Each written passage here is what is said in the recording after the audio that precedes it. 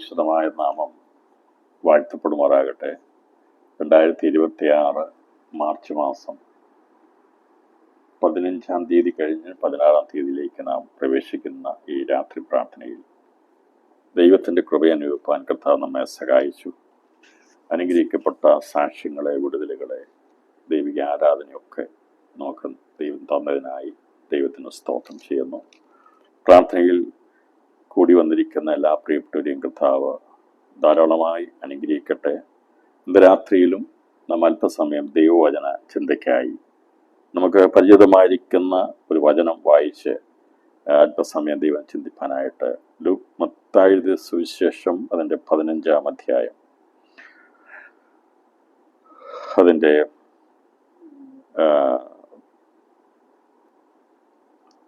23-ാമത്തെ വാക്യം പ്രാരംഭത്തിൽ വായിക്കുന്നു.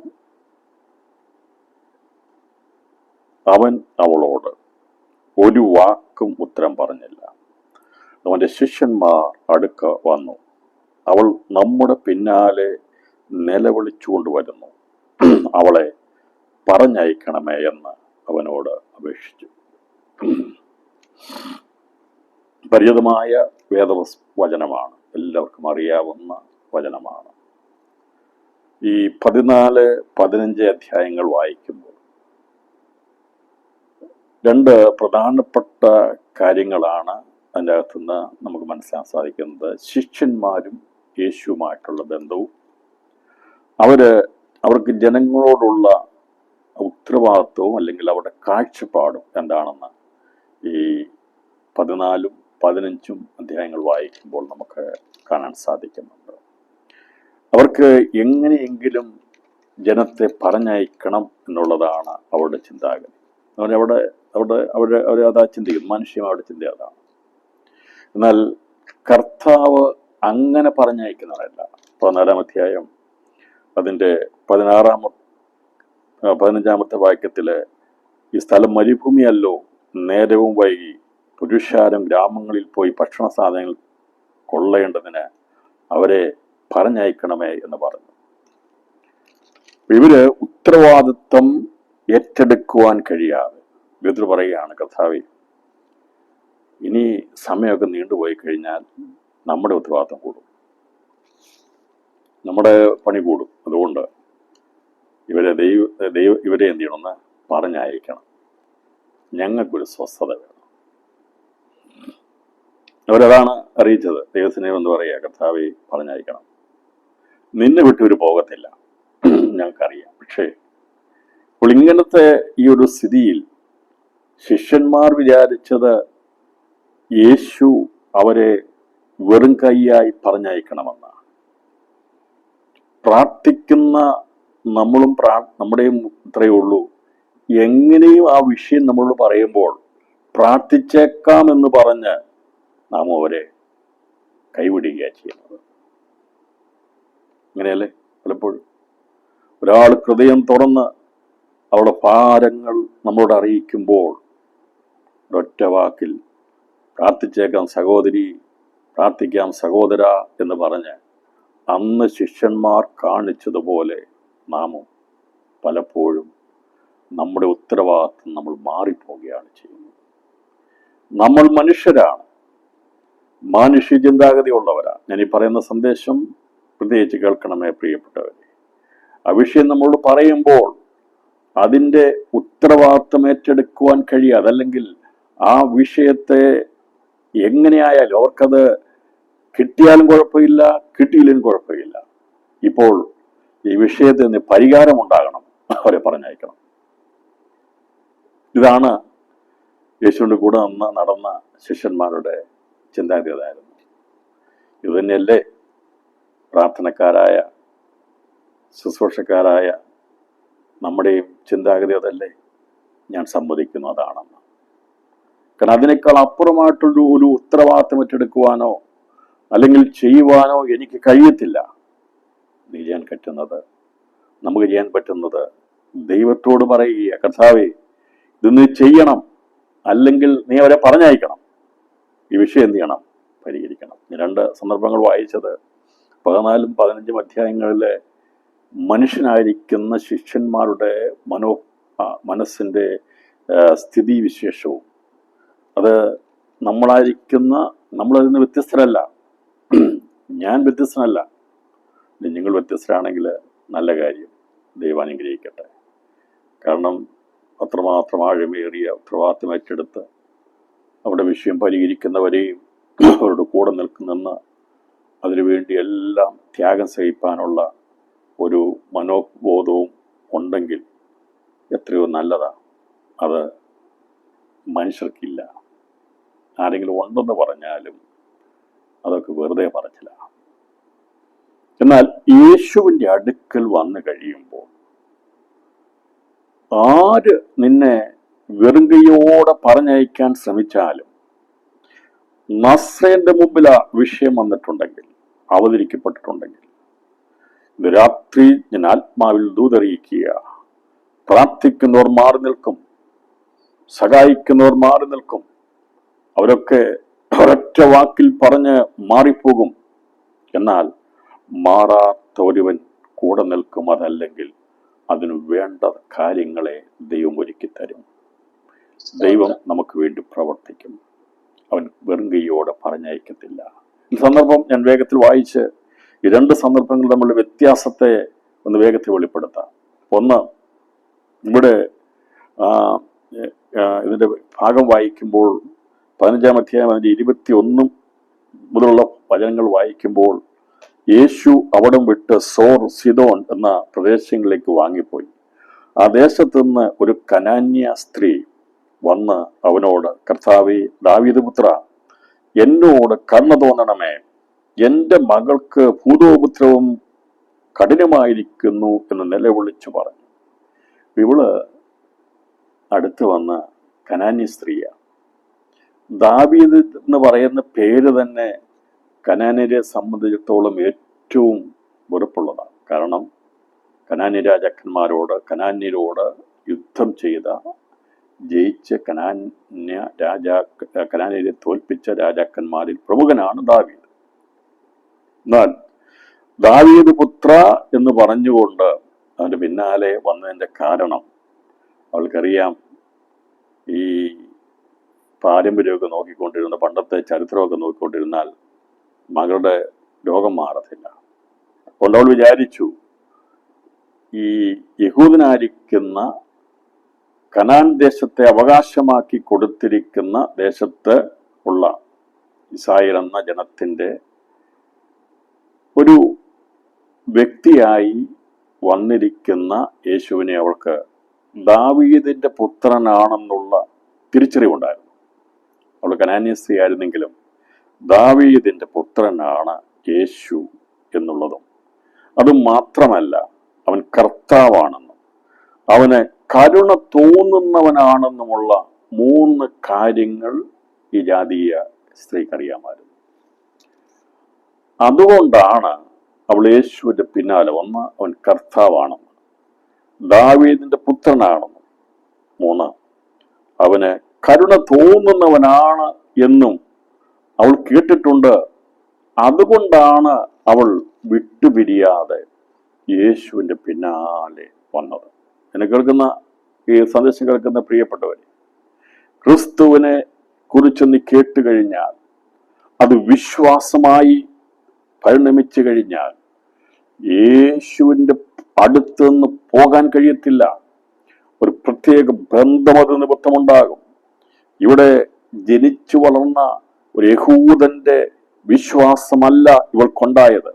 യഹൂദൻ എന്ന പേരോ അതുമായിട്ട് യാതൊരു ബന്ധപ്പെടുത്തുവാൻ കഴിയാത്ത ശത്രുതാപരമായിരിക്കുന്ന ഒരു സാഹചര്യത്തിൽ നിന്ന്, പശ്ചാത്തലത്തിൽ നിന്ന് ഇവിടെ വന്നിരിക്കുന്ന കനാന്യ സ്ത്രീക്ക് അവൾ കേട്ടതും അറിഞ്ഞതും അനുസരിച്ച് അവൾക്കറിയാം, കരുണയോടുള്ള ഒരുവൻ ഇവിടെ ഇപ്പോൾ ഉണ്ട്.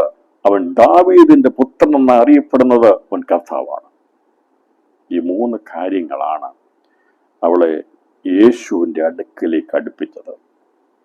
അപ്പൊ ഇവിടെ നിലവിളിയുടെ കാരണം മറ്റൊന്നുമല്ല, കഠിനമായ ഭൂതോപദ്രവത്താൽ ഭാരപ്പെടുന്ന മകളുടെ സ്ഥിതി ഓർക്കുമ്പോൾ ഇവൾക്ക് അടങ്ങിയിരിക്കാൻ കഴിയത്തില്ല. ഇവൾ അവിടെ ഒരു നാണവും മാനവും വിചാരിച്ചില്ല. ഇവൾ നിലവിളിക്കുകയാണ്, അലറി നിലവിളിക്കുകയാണ്. അവിടെ കട്ടിൽ കിടക്കുന്ന, വീട്ടിൽ പ്രശ്നമുണ്ടാക്കുന്ന, ഭൂതോത്സവത്താൽ വല്ലാതെ ബാധിച്ചിരിക്കുന്ന ആ കുടുംബത്തിന്റെ സ്ഥിതി ഓർത്തപ്പോൾ അവൾക്ക് അടങ്ങിയിരിക്കാൻ കഴിഞ്ഞില്ല. ഇന്ന് രാത്രി സന്ദേശം കേൾക്കുമ്പോൾ ദൈവസന്നിധി നിലവിളിക്കണമെങ്കിൽ, കരയണമെങ്കിൽ സ്ഥിതികൾ വല്ലാതെ കഠിനമായി തീരുമ്പോഴാ ഒരു വിടുതലിനു വേണ്ടി വല്ലാതെ നിലവിളിക്കുന്നത്. അല്ലെങ്കിൽ വന്ന് തട്ടിമുട്ടി കാര്യമൊക്കെ പറഞ്ഞ് പോവുകയുണ്ടായിരുന്നു. പക്ഷെ ഇവൾക്ക് ആ വീട്ടിൽ ആ ചെറിയ മകളുടെ അവസ്ഥ കണ്ടപ്പോൾ, ഭൂതത്തിന്റെ ഉപദ്രവ മുഖാന്തരമായി ആ പാരമ്പര്യ ശക്തികളെല്ലാം കൂടി അവളെ വല്ലാതെ ബുദ്ധിമുട്ടിക്കുന്നത് കണ്ടപ്പോൾ, ഇവൾക്ക് ജനിച്ച കുഞ്ഞാണല്ലോ, അത് ഇങ്ങനൊരു ഉപദ്രവത്തിലായിത്തീർന്നല്ലോ എന്ന് ഓർത്തു കഴിഞ്ഞപ്പോൾ അവൾ വിചാരിച്ചു, എൻ്റെ മകളെ സൗഖ്യമാക്കുവാൻ അതിന് ഞാൻ ഏതറ്റം വരെ പോകും എന്നുള്ളൊരു വിശ്വാസത്തോടെയാണ് അവൾ യേശുവിൻ്റെ അടുക്കൽ വന്നത്. പ്രിയപ്പെട്ടവരെ, വിടുതൽ ആവശ്യമാണെങ്കിൽ ലജ്ജയും നാണമൊന്നുമില്ല. അത്രയും പേരവിടെ ഉണ്ടായിട്ടും നിലവിളിച്ചുകൊണ്ട് യേശുവിൻ്റെ പിന്നാലെ വന്ന പലരെയും നമുക്ക് കാണാൻ സാധിക്കുന്നുണ്ട്. കർത്താവിനെ എല്ലാവരെയും അറിയാം, നിലവിളിച്ച് വരുന്നവരെ അറിയാം, മൗനമായിട്ട് വരുന്നവരെ അറിയാം, അല്ലേ? വളരെ വേദനയുണ്ടെങ്കിലും നിലവിളിക്കാൻ കഴിയാതെ വളരെ ഭാരപ്പെട്ട്, നമുക്കറിയാം രക്തസ്രാവക്കാരത്തെ സ്ത്രീ ഒരക്ഷരം പോലും മിണ്ടാതെ, ആരും അവളെ കാണാതിരിക്കാൻ വേണ്ടി രഹസ്യത്തിൽ വന്ന് ഹൃദയത്തിന്റെ വലിയ ഭാരത്തോടുകൂടി, അർഹതപ്പെട്ടതല്ലെങ്കിലും അവളെ വസ്ത്രത്തിന്റെ തൊങ്ങൽ തൊടുവാൻ ഇടയത്ത് നിലവിളിച്ചില്ല. രഹസ്യമായി വന്നവളാണ്. എന്നാൽ കർത്താവ് സകല ഹൃദയങ്ങളെ കാണുന്നതാണ്. നിലവിളിച്ചു പറഞ്ഞാലും, നീ രഹസ്യത്തിൽ വന്നാലും ഹൃദയം കാണുന്നവരാണ് ഇന്ന് രാത്രിയിൽ നമ്മളോട് സംസാരിക്കുന്നത്. യഹോവ ഹൃദയം നുറുങ്ങിയവർക്ക് സമീപസ്ഥനായ ദൈവമാണ്. അതെ, ഹൃദയം നുറുങ്ങി കഴിയുമ്പോൾ, വല്ലാതെ ഭാരപ്പെട്ട് കഴിയുമ്പോൾ, ഈ അവസ്ഥയ്ക്കൊരു മാറ്റമുണ്ടാകണമെന്നുള്ള വലിയ ആഗ്രഹത്തോടുകൂടി ഹൃദയം തകർന്ന ഈ കനാന്യ സ്ത്രീ, സുറേബ്യക്കാരത്തെ സ്ത്രീ, അവള് ദൈവത്തോട് നിലവിളിക്കുക. അവൾ പ്രാർത്ഥിച്ച്, അവൾ അപേക്ഷിച്ചത് 3 കാര്യമാണ്. കർത്താവേ, ദാവീദ് പുത്രാ, എന്നോട് കരുണ തോന്നണമേ, എന്നോട് കരുണ തോന്നണമേ എന്ന് പറയാണ്. അവിടെ കാര്യം അറിയിച്ചു. എന്തിനാണ് കരുണ തോന്നേണ്ടത് എന്നവൾ ഉറക്കെ പറഞ്ഞു. എൻ്റെ മകൾക്ക് ഭൂതോപദ്രവം കഠിനമായിരിക്കുന്നു എന്ന് നിലവിളിച്ചു പറഞ്ഞു. സാധാരണ ഈ ഒരു രോഗമൊന്നും ആരും വിളിച്ചു പറയുന്നതല്ല. മക്കൾക്ക് ഭൂതോപദ്രവമാണെന്നും ആരെങ്കിലും പരസ്യമായിട്ട് വിളിച്ചു പറയും? ആരും പറയത്തില്ല, പറയാൻ ഇഷ്ടപ്പെടുകയില്ല. ഇവൾക്ക് അവിടെ സ്ഥാനവും മാനവും മഹിമയൊന്നും ഒക്കെ വിഷയമല്ലായിരുന്നു. നമ്മളത്ര അറിയപ്പെടുന്നവളോ അല്ലെങ്കിൽ അത്ര മാനിക്കപ്പെടുന്നവളോ അല്ല. കനാന്യ സ്ത്രീകൾ എന്ന് പറയുമ്പോൾ, കനാന്യ എന്ന് പറയുമ്പോൾ സാന്റെ മുമ്പിൽ ഒന്നുമില്ല. കാരണം അവൾ അധപ്പതിച്ചവളാണ്. സമൂഹത്തിൽ വിലയില്ലാത്തവരാണ് എന്നവർക്ക് അറിയാവുന്നത് കൊണ്ട് അവള് ആ നിലവാരത്തിലാണ് ദൈവത്തോടെ ഇടപെട്ടത്. അവൾ ആ നിലവാരത്തിൽ ദൈവത്തോടെ ഇടപെട്ടത്. അങ്ങനെയല്ലേ? അവൾക്ക് നോക്കിയപ്പോൾ അവൾ ഏറ്റവും തഴയപ്പെട്ടവളാണ്. അവിടെ യേശുവിൻ്റെ അടുത്ത് അവളെ കൊണ്ടുപോയി പരിചയപ്പെടുത്തി കൊടുത്ത് അവിടെ കാര്യം റെക്കമെൻഡ് ചെയ്യാൻ ആരുമില്ല. നമുക്കറിയാം, പള്ളിപ്രമാണി അവിടെ വിഷയം വന്നപ്പോഴുണ്ട്, അതുപോലെ ശതാധിപതി വിഷയം വന്നപ്പോൾ അവൻ യോഗ്യന, അവൻ്റെ കാര്യം നടത്തി കൊടുക്കണം നോക്കി യഹൂദന്മാർ വന്ന് ശുപാർശ ചെയ്ത, അല്ലേ? ശതാധിപന്റെ വിഷയം വന്നപ്പോൾ, ശതാധിപന്റെ ബാല്യക്കാരൻ അല്ലെങ്കിൽ ശതാധിപന്റെ വിഷയം വന്നപ്പോൾ ആരാ പോയി യേശുവിനടുത്ത് പറഞ്ഞത്? യഹൂദന്മാരാ പോയി പറഞ്ഞത്, അവരത് യോഗ്യനാകട്ടോ, നീ അത് ചെയ്തു കൊടുക്കണമെന്ന്. ഇവിടെ ആരും റെക്കമെൻഡ് ചെയ്യാനില്ല. പക്ഷേ അവിടെ നമുക്കറിയാം, ഈ ശതാധിപൻ അവൻ യേശുവിൻ്റെ അടുക്കൽ വരാൻ പോലും അവന് ഭയമാണ്, പേടിയാണ്. അവൻ പറഞ്ഞു, നീ എൻ്റെ അടുത്ത് വരാൻ പോലും ഞാൻ യോഗ്യനല്ല, അതുകൊണ്ടാണ് അവൻ ആളെ അയച്ചത്. ഇല്ല, ഞാൻ റോമൻ ഗവൺമെന്റിന്റെ ശതാധിപനാന്ന് പറഞ്ഞ് യേശുവിന് മുമ്പിൽ വന്ന് അവൻ നിന്നിട്ട് പറയുകയല്ല ചെയ്തത്. അവൻ യേശുവിൻ്റെ അധികാരത്തെ മനസ്സിലാക്കിയപ്പോൾ യേശു അടുക്കൽ വരുവാൻ കഴിയാതെ യഹൂദന്മാരോട് ആ കാര്യം പറഞ്ഞിട്ട്, യഹൂദന്മാർക്ക് ആ വിഷയം യേശുവിൻ്റെ അടുക്കൽ വന്ന് പറയാൻ അവർക്ക് പറയാതിരിക്കാൻ കഴിയത്തില്ല. കാരണം ശതാധിപൻ പറഞ്ഞതുകൊണ്ട് യേശു അടുക്കൽ വന്ന് റിക്വസ്റ്റ് ചെയ്തേ പറ്റുള്ളൂ. അവർക്ക് അവിടെ മൗനമായിട്ടിരിക്കാൻ കഴിയും. അതുകൊണ്ടാണ് അവർ വന്നിട്ട് പറഞ്ഞത്, നീ അത് ചെയ്തു കൊടുക്കാൻ അവൻ യോഗ്യനാകട്ടോ, അവനെ അത് ചെയ്തു കൊടുക്കണം. കാരണം അവന് ചെയ്തു കൊടുത്തില്ലെങ്കിൽ ഞങ്ങളുടെ നിലനിൽപ്പ് പ്രശ്നമാണ്, ഞങ്ങൾക്ക് പള്ളിയൊക്കെ പണിയിച്ചു തന്നതാണ്, സമൂഹത്തിൽ വലിയ കാര്യങ്ങളൊക്കെ ചെയ്യുന്നയാളാണ്. അത് നീ ചെയ്യുമെന്ന് അവന് വിശ്വാസമുണ്ട്. ഇവർക്ക് വിശ്വാസമില്ല, യഹൂദന്മാർക്ക് വിശ്വാസമില്ല. പക്ഷേ ഇവരുടെ സമൂഹത്തിലെ നിലനിൽപ്പിന്റെ വിഷയമാണ് അത്. ശതാധിപൻ പറഞ്ഞ കാര്യം പറഞ്ഞില്ലെങ്കിൽ യഹൂദന്മാരുടെ വിഷയമായതുകൊണ്ടാണ് അവർ യേശു എടുക്കണമെന്ന് റിക്വസ്റ്റ് ചെയ്ത്, യേശുവെ നീ അത് ചെയ്തു കൊടുക്കണം. ഞാൻ പറഞ്ഞത് സാഹചര്യങ്ങളും സന്ദർഭങ്ങളും മനുഷ്യന്റെ ആവശ്യങ്ങളും മനുഷ്യന്റെ സ്ഥിതികൾക്കൊക്കെ ഓരോരുത്തർക്കും വ്യത്യസ്തമായ നിലവാരത്തിലുള്ളവരാണ്. ഇവിടെ ഈ സ്ത്രീയെ സംബന്ധിച്ചിടത്തോളം ഇവിടെ റെക്കമെൻഡ് ചെയ്യുവാനോ ഇവിടെ മുമ്പിൽ കൊണ്ടുവന്ന് ഇവിടെ വിഷയം അവതരിപ്പിക്കുവാനോ അവിടെ ആരും ഉണ്ടായിരുന്നില്ല. അതുകൊണ്ട് അവൾ ആ വിഷയം അവൾ തന്നെ ഏറ്റെടുത്തു. ഇന്ന് രാത്രിയിൽ നമ്മെ റെക്കമെൻഡ് ചെയ്യാൻ ആരും കാണത്തില്ലായിരിക്കാം, നമുക്ക് വേണ്ടി ഇടി നിൽക്കാൻ ആരും കാണത്തില്ലായിരിക്കാം, നമുക്ക് വേണ്ടി ആരും തന്നെ ഒരു വില തരുന്നില്ലായിരിക്കാം, അല്ലെ? നമ്മളെ മാനിക്കാൻ ആരും കാണത്തില്ലായിരിക്കാം. ഇവിടെ നോക്കിയപ്പോൾ എന്നെ മാനിക്കുകയോ എന്നെ അംഗീകരിക്കുകയോ എന്നെ എന്ത് വിചാരിച്ചാലും എനിക്ക് കുഴപ്പമില്ല, പക്ഷേ എനിക്ക് എൻ്റെ മകൾക്ക് സൗഖ്യമുണ്ടാകണം. അതിനുവേണ്ടി അവൾ യേശുവിൻ്റെ പാദത്തോട് യേശുവിൻ്റെ അടുത്തടുത്ത് വന്ന് അവൾ അധികമായി നിലവിളിച്ചപ്പോൾ, ഈ നിലവിളി കേട്ടപ്പോൾ യേശു ഒരു വാക്ക് പോലും മിണ്ടിയില്ല, ഒരക്ഷരം പോലും മിണ്ടിയില്ല. അവൻ അവളോട് ഒരു വാക്കും ഉത്തരം പറഞ്ഞു. അതാണ് എന്നെ വല്ലാതെ ഇന്ന് ടച്ച് ചെയ്തത്. അവനൊരു വാക്കും അവളോട് ഉത്തരം പറഞ്ഞില്ല. ആലോചിച്ച് നോക്ക്. സാധാരണ രീതിയിൽ അങ്ങനെയാണെങ്കിൽ അപ്പോൾ തന്നെ പിണങ്ങി ആ സ്ഥലത്തുനിന്ന് വിട്ടുപോകേണ്ടവരാണ് നമ്മൾ ആലോചിക്കുക. നമ്മളൊരാളുടെ അടുത്ത് ചെന്നിട്ട്, ഒരു ഡോക്ടറെ അടുത്ത് ആരുടെ അടുത്ത് ചെന്നിട്ട് നമ്മൾ നമ്മുടെ ആവശ്യമൊക്കെ പറയുമ്പോൾ അത് ഒരൊറ്റ വാക്കുപോലും മിണ്ടാതിരിക്കുകയാണെങ്കിൽ നിങ്ങൾ അവിടെ പിന്നെ നിൽക്കുമോ? നിൽക്കത്തില്ല. ഇതെന്തൊരു മനുഷ്യാന്ന് പറഞ്ഞ് തിരിച്ചു പോകുകയോ? അങ്ങനെയല്ലേ? നമ്മളെല്ലാം അങ്ങനെ ചെയ്യുള്ളൂ. നമ്മൾ പറയുന്ന കാര്യം ഒരു വാക്ക് പോലും കേൾക്കുന്നില്ല, ഗവനിക്കുന്നില്ല, മൈൻഡ് ചെയ്യുന്നില്ലെങ്കിൽ ഒരു അഭിമാനമൊക്കെ വിചാരിക്കുന്ന ആൾക്കാർ പിന്നീട് വിഷയം പരിഹരിച്ചില്ലെങ്കിലും കുഴപ്പമില്ല, സ്ഥലം വിട്ടേക്കാന്ന് പറയും. അങ്ങനെയല്ലേ? അല്ല, അത് സ്വാഭാവികമല്ലേ? എന്നാൽ ഒരു താഴ്ന്നു കഴിയുമ്പോൾ അവൻ്റെ ആവശ്യം വർദ്ധിച്ച് അവൻ വല്ലാതെ ഇതൊന്നുമില്ല എന്നുള്ളൊരു താഴ്ചയിലേക്ക് വന്നു കഴിയുമ്പോൾ അവന് പിന്നീട് പരിസരമല്ല നോക്കുന്നത്, അവൻ നോക്കുന്നത് അവന്റെ വിഷയത്തിന്റെ പരിഹാരമാണ്. ഈ മിണ്ടാതിരിക്കുന്നവൻ മിണ്ടുന്നവനാണ്, കരുണയുള്ളവനാണെന്നുള്ള ഒരു വിശ്വാസം ആ സ്ത്രീക്കുണ്ടായിരുന്നു. രാത്രിയിൽ സന്ദേശം കേൾക്കുമ്പോൾ നാം പ്രാർത്ഥിക്കുന്ന, നാം ചോദിക്കുന്ന ദൈവം ഒരക്ഷരം പോലും ഈ പറയുന്ന ദിവസം വരെ, ഈ മിഡ് നൈറ്റ് കഴിഞ്ഞ് അടുത്ത ദിവസത്തിലേക്ക് എത്തിയ സമയം വരെ ഒരക്ഷരം പോലും മിണ്ടിയിട്ടില്ല എങ്കിലും നിർത്തിക്കളയരുത്. അവൻ കരുണയുള്ളവനാ, അവൻ നമ്മുടെ പ്രാർത്ഥന കേൾക്കും. അവനെ വിടാതെ മുറുകെ പിടിച്ചാൽ മതി. അഭിമാനമോർത്ത് മാറിപ്പോകരുത്. രാത്രി ദൈവാത്മാവ് സന്ദേശം അറിയിക്കുക.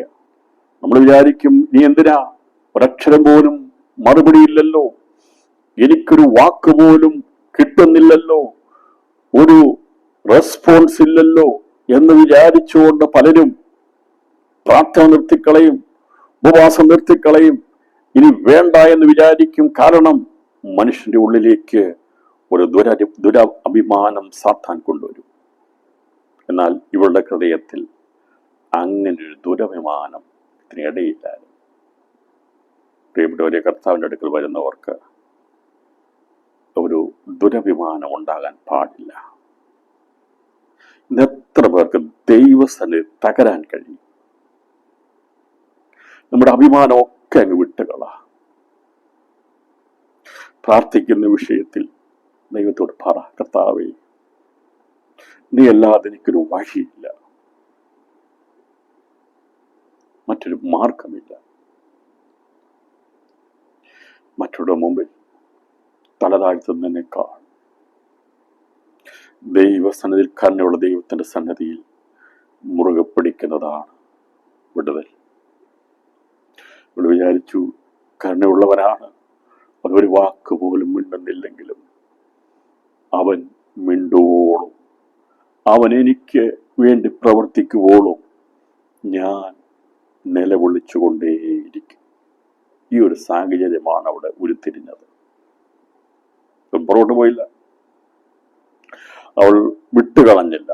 യേശുവിന്റെ സന്നിധിയിൽ അവൾക്ക് എത്താൻ തന്നെ ലഭിച്ചത് വലിയ ഭാഗ്യമാണ് അവൾ കണക്കാക്കി. വലിയ ഭാഗ്യമാകട്ടോ യേശു എന്ന നാമം അറിയാൻ കഴിഞ്ഞത്. യേശു ദൈവമാണെന്ന് അറിയുവാനും കർത്താവാണെന്ന് അറിയുവാനും എനിക്ക് നിങ്ങൾക്ക് ഭാഗ്യം ലഭിച്ചത് ജീവിതത്തിൽ ഏറ്റവും വലിയ ഭാഗ്യമാകട്ടോ. ഒന്നും കിട്ടിയില്ലെങ്കിലും, ഭൗതികമായിട്ടുള്ളൊരു വീടുകൾ കിട്ടിയില്ലെങ്കിലും, ഇന്ന് രാത്രിയിൽ യേശു എന്ന നാമത്തെ അനേകർക്കറിയാതിരിക്കുമ്പോൾ യേശുവിനെ അറിയുവാൻ ഒരു ഭാഗ്യം ലഭിച്ചിട്ട് അവൻ കർത്താവാണെന്നും മനസ്സലിയുള്ളവനാണെന്നും വിടുവിക്കുന്നതാണെന്നൊക്കെ നമുക്ക് അറിവ് ലഭിച്ച ആ ദൈവത്തിന്റെ കൃപയ്ക്കായി നമ്മുടെ ഹൃദയത്തിന്റെ തുറന്നതിനായ ദൈവത്തിന് സ്തോത്രം ചെയ്യാം. അതെ, ഇവർക്ക് ആ അറിവാണ് അവളെ അവിടെ ഉറപ്പിച്ചു നിർത്തിയത്. അല്ലാതെ അവൾ വന്നിട്ട് കിട്ടിയാൽ കിട്ടി, ഞാൻ വന്നിട്ട് പോയാൽ പോയി എന്ന രീതിയിൽ ഒരു പ്രാർത്ഥിക്കുന്നവളായിരുന്നില്ല. എൻ്റെ ആവശ്യം കരുണയുള്ള ദൈവം എനിക്ക് നടത്തി തരും. എത്ര പേർ വിശ്വസിക്കുന്നു? രാത്രി എത്ര പേർ വിശ്വസിക്കുന്നു? എനിക്കൊരു ദുരഭിമാനവുമില്ല. ഞാൻ ദൈവത്തിന് താഴുകയാണ്. അവനൊരു വാക്ക് പോലും മിണ്ടുന്നില്ലെങ്കിലും, മൗനമായിട്ടായിരിക്കുന്നെങ്കിലും ഞാൻ അവനെ വിട്ടുപിരിയത്തില്ല, ഞാൻ മൗനമായിരിക്കത്തില്ല. നീ മൗനമായിരിക്കാതെ സ്തുതി പാടണമെങ്കിൽ, ദൈവത്തിന് സ്തോത്രം ചെയ്യണമെങ്കിൽ നീ ദൈവസന്നിധിയിൽ നമ്മൾ നിലവിളിച്ചേ പറ്റുകയുള്ളൂ.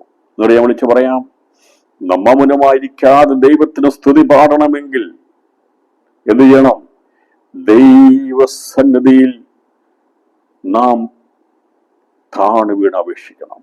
അല്ലെങ്കിൽ കുറച്ച് കഴിയുമ്പോൾ മൗനതയിലേക്ക് പോകും, ദൈവത്തിന് സ്തുതിക്കാൻ കഴിയാത്ത വിധത്തിലേക്ക് പോകും. പറയുന്നത്, ഞാൻ മൗനമായിരിക്കാതെ നിനക്ക് സ്തുതി പാടേണ്ടതിനാണ് പറയുന്നത്. മൗനമായിരിക്കാതെ. ഭക്തന്മാർക്കറിയാമായിരുന്നു, പ്രാർത്ഥനകൾക്ക് മറുപടികൾ കിട്ടാതെ വന്നാൽ നിലവിളി മാത്രമേ ഉള്ളൂ പരിഹാരം. 3-ാം മാസത്തിന്റെ ഈ 16-ാമത്തെ ദിവസം രാത്രി ദൈവാത്മ പറയുക, മൗനത ദൈവം പാലിക്കുന്നുണ്ടെങ്കിൽ യാമാരംഭത്തിൽ എഴുന്നേറ്റ് നിലവിളിക്ക എന്ന് വിലാപങ്ങളുടെ പുസ്തകത്തിൽ പറഞ്ഞിരിക്കുന്നത് പോലെ, അതേ ഒരു ദിവസത്തിന്റെ ആരംഭത്തെങ്കിൽ തന്നെ നിലവിളിയോടെ എഴുന്നേൽക്കുവാൻ വിലാപങ്ങളുടെ പുസ്തകത്തിൽ പറഞ്ഞിരിക്കുക. എഴുന്നേറ്റ് നിലവിളിക്കുക, യാമാരംഭത്തിൽ എഴുന്നേറ്റ് നിലവിളിക്കാൻ ദൈവാത്മാവ് ഓർപ്പിക്കുക. ഈ വചനം കേട്ട് വായിച്ച് ഞാൻ പല ദിവസങ്ങളിൽ യാമത്തിന്റെ ആരംഭത്തിൽ എഴുന്നേറ്റ് പ്രാർത്ഥിച്ചിട്ടുണ്ട്. വിവിധ രീതിയിൽ പ്രാർത്ഥിച്ചിട്ടുണ്ട്. പ്രിയപ്പെട്ടവരെ, ഈ 3:30 പ്രാർത്ഥനയൊക്കെ തുടങ്ങുന്നതിന് മുമ്പ് ഞാൻ വെളുപ്പിനെ 3 മണിക്ക് എഴുന്നേറ്റ് ചിലരെയൊക്കെ അന്ന് ഫോണിൽ കൂടി മിസ് കോൾ കൊടുത്ത് അവരെ എഴുന്നേൽപ്പിക്കുമായിരുന്നു. പ്രാരംഭത്തിലെ പ്രാർത്ഥന എങ്ങനെയായിരുന്നു എൻ്റെ? രാവിലെ 3 മണിക്ക് എഴുന്നേൽക്കും. അന്ന് ഇങ്ങനെ കോൺഫറൻസ് ഫെസിലിറ്റി ഒന്നുമില്ല. ചില ആൾക്കാർക്ക് മിസ് കോൾ കൊടുക്കും, അവരെ എഴുന്നേൽപ്പിക്കും. അന്ന് അവരുടെ രീതി അന്ന് ഇങ്ങനെ കണക്ഷൻ ചെയ്യാൻ പറ്റത്തില്ല. എഴുന്നേറ്റ് പ്രാർത്ഥിക്കുമായിരുന്നു. യാമാരംഭത്തിൽ എഴുന്നേൽക്കാൻ ചില ദിവസങ്ങൾ എഴുന്നേൽക്കുമായിരുന്നു.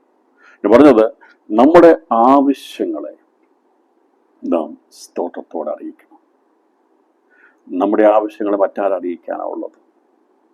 മറ്റാരാ നമുക്ക് വേണ്ടി അത്രമാത്രം ആത്മാർത്ഥമായിട്ട് പ്രാർത്ഥിക്കുന്നത്?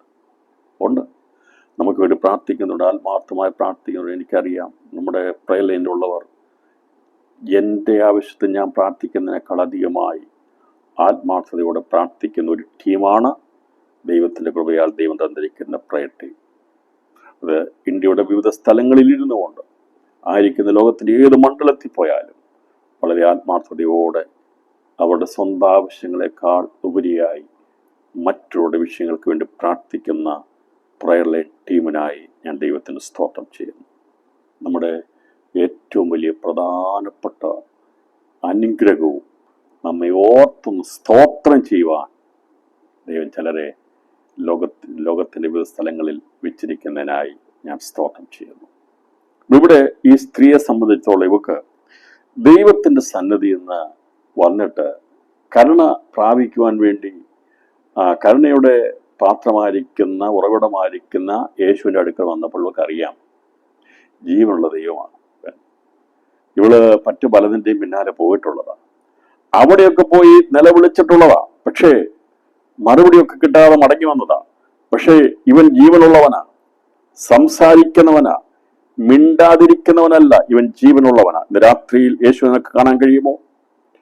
നമുക്ക് വേണ്ടി യേശുവിനെ ഇന്ന് രാത്രി നിനക്ക് കാണാൻ കഴിയുമെങ്കിൽ വിടുതൽ സംഭവിക്കാൻ പോകുകയാണ്.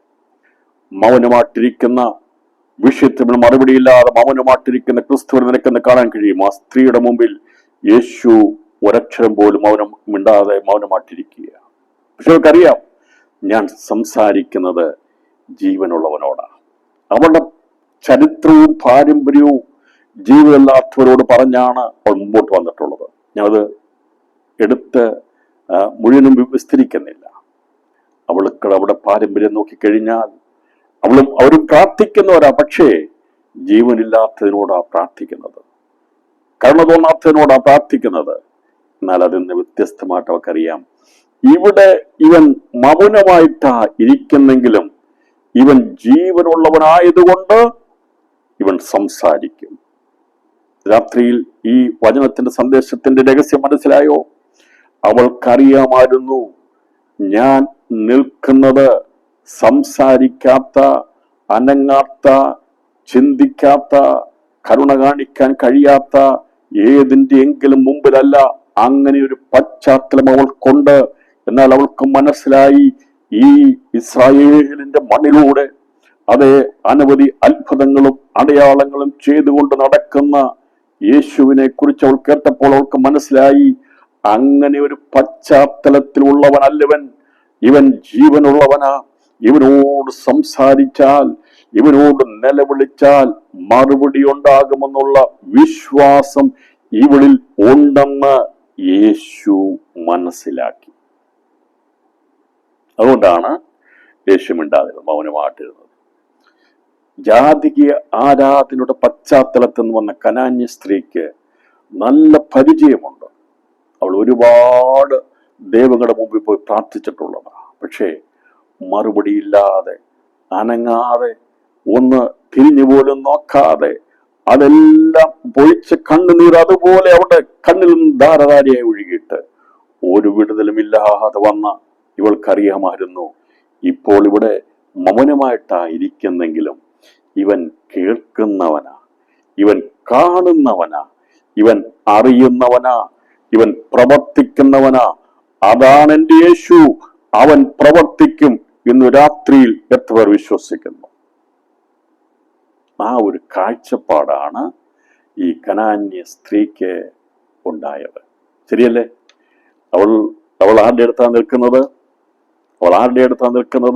കേൾക്കാൻ കഴിയുന്ന, കാണാൻ കഴിവുള്ള, ചിന്തിപ്പാൻ കഴിവുള്ള, അതെ ആവശ്യങ്ങളെ തിരിച്ചറിയുന്ന ഒരുവന്റെ മുമ്പിൽ നിന്ന് അവൾക്കറിയാം ഇവിടെ ഞാൻ പൊഴിക്കുന്ന കണ്ണുനീരും ഞാൻ നിലവിളിക്കുന്നതും അത് വൃഥാവായി പോകത്തില്ല. കഴിഞ്ഞ നാളുകളിലെ എല്ലാം വൃഥാവായിരുന്നു, ഒരു പ്രയോജനമില്ലാത്തതായിരുന്നു. അവിടുന്നൊക്കെ ഞാൻ വന്നത് അല്പസമയം ഞാൻ നിലവിളിച്ചാലും ഈ കരുണയുള്ള എൻ്റെ കർത്താവ് എൻ്റെ ശബ്ദം കേൾക്കും, എൻ്റെ നിലവിളി കേൾക്കും. എല്ലാവരും കരമുയർത്തി സ്തോത്രം ചെയ്തായിട്ട് ഒരു വലിയ വിടുതൽ സംഭവിക്കാൻ പോവുകയാണ്. അതെ, ദൈവം ഒരു വാക്കുപോലും സംസാരിക്കാതിരിക്കുമ്പോഴും നീ മൗനമായിട്ടിരിക്കരുത്. അതെ, നീ മൗനമായിരിക്കാതെ സ്തുതി പാടേണ്ടതിന്, വിടുതൽ ലഭിക്കേണ്ടതിന്, ഉറക്കമുണരുമ്പോഴും ചിന്തയുള്ളപ്പോഴും നിന്നെ ഭാരപ്പെടുത്തുന്ന ഏത് വിഷയമാണോ അത് വെച്ച് ദൈവസനയിൽ പ്രാർത്ഥിച്ചുകൊള്ളുക. ദൈവം നമുക്ക് വേണ്ടി സംസാരിക്കും, ഇടപെടുക തന്നെ ചെയ്യും.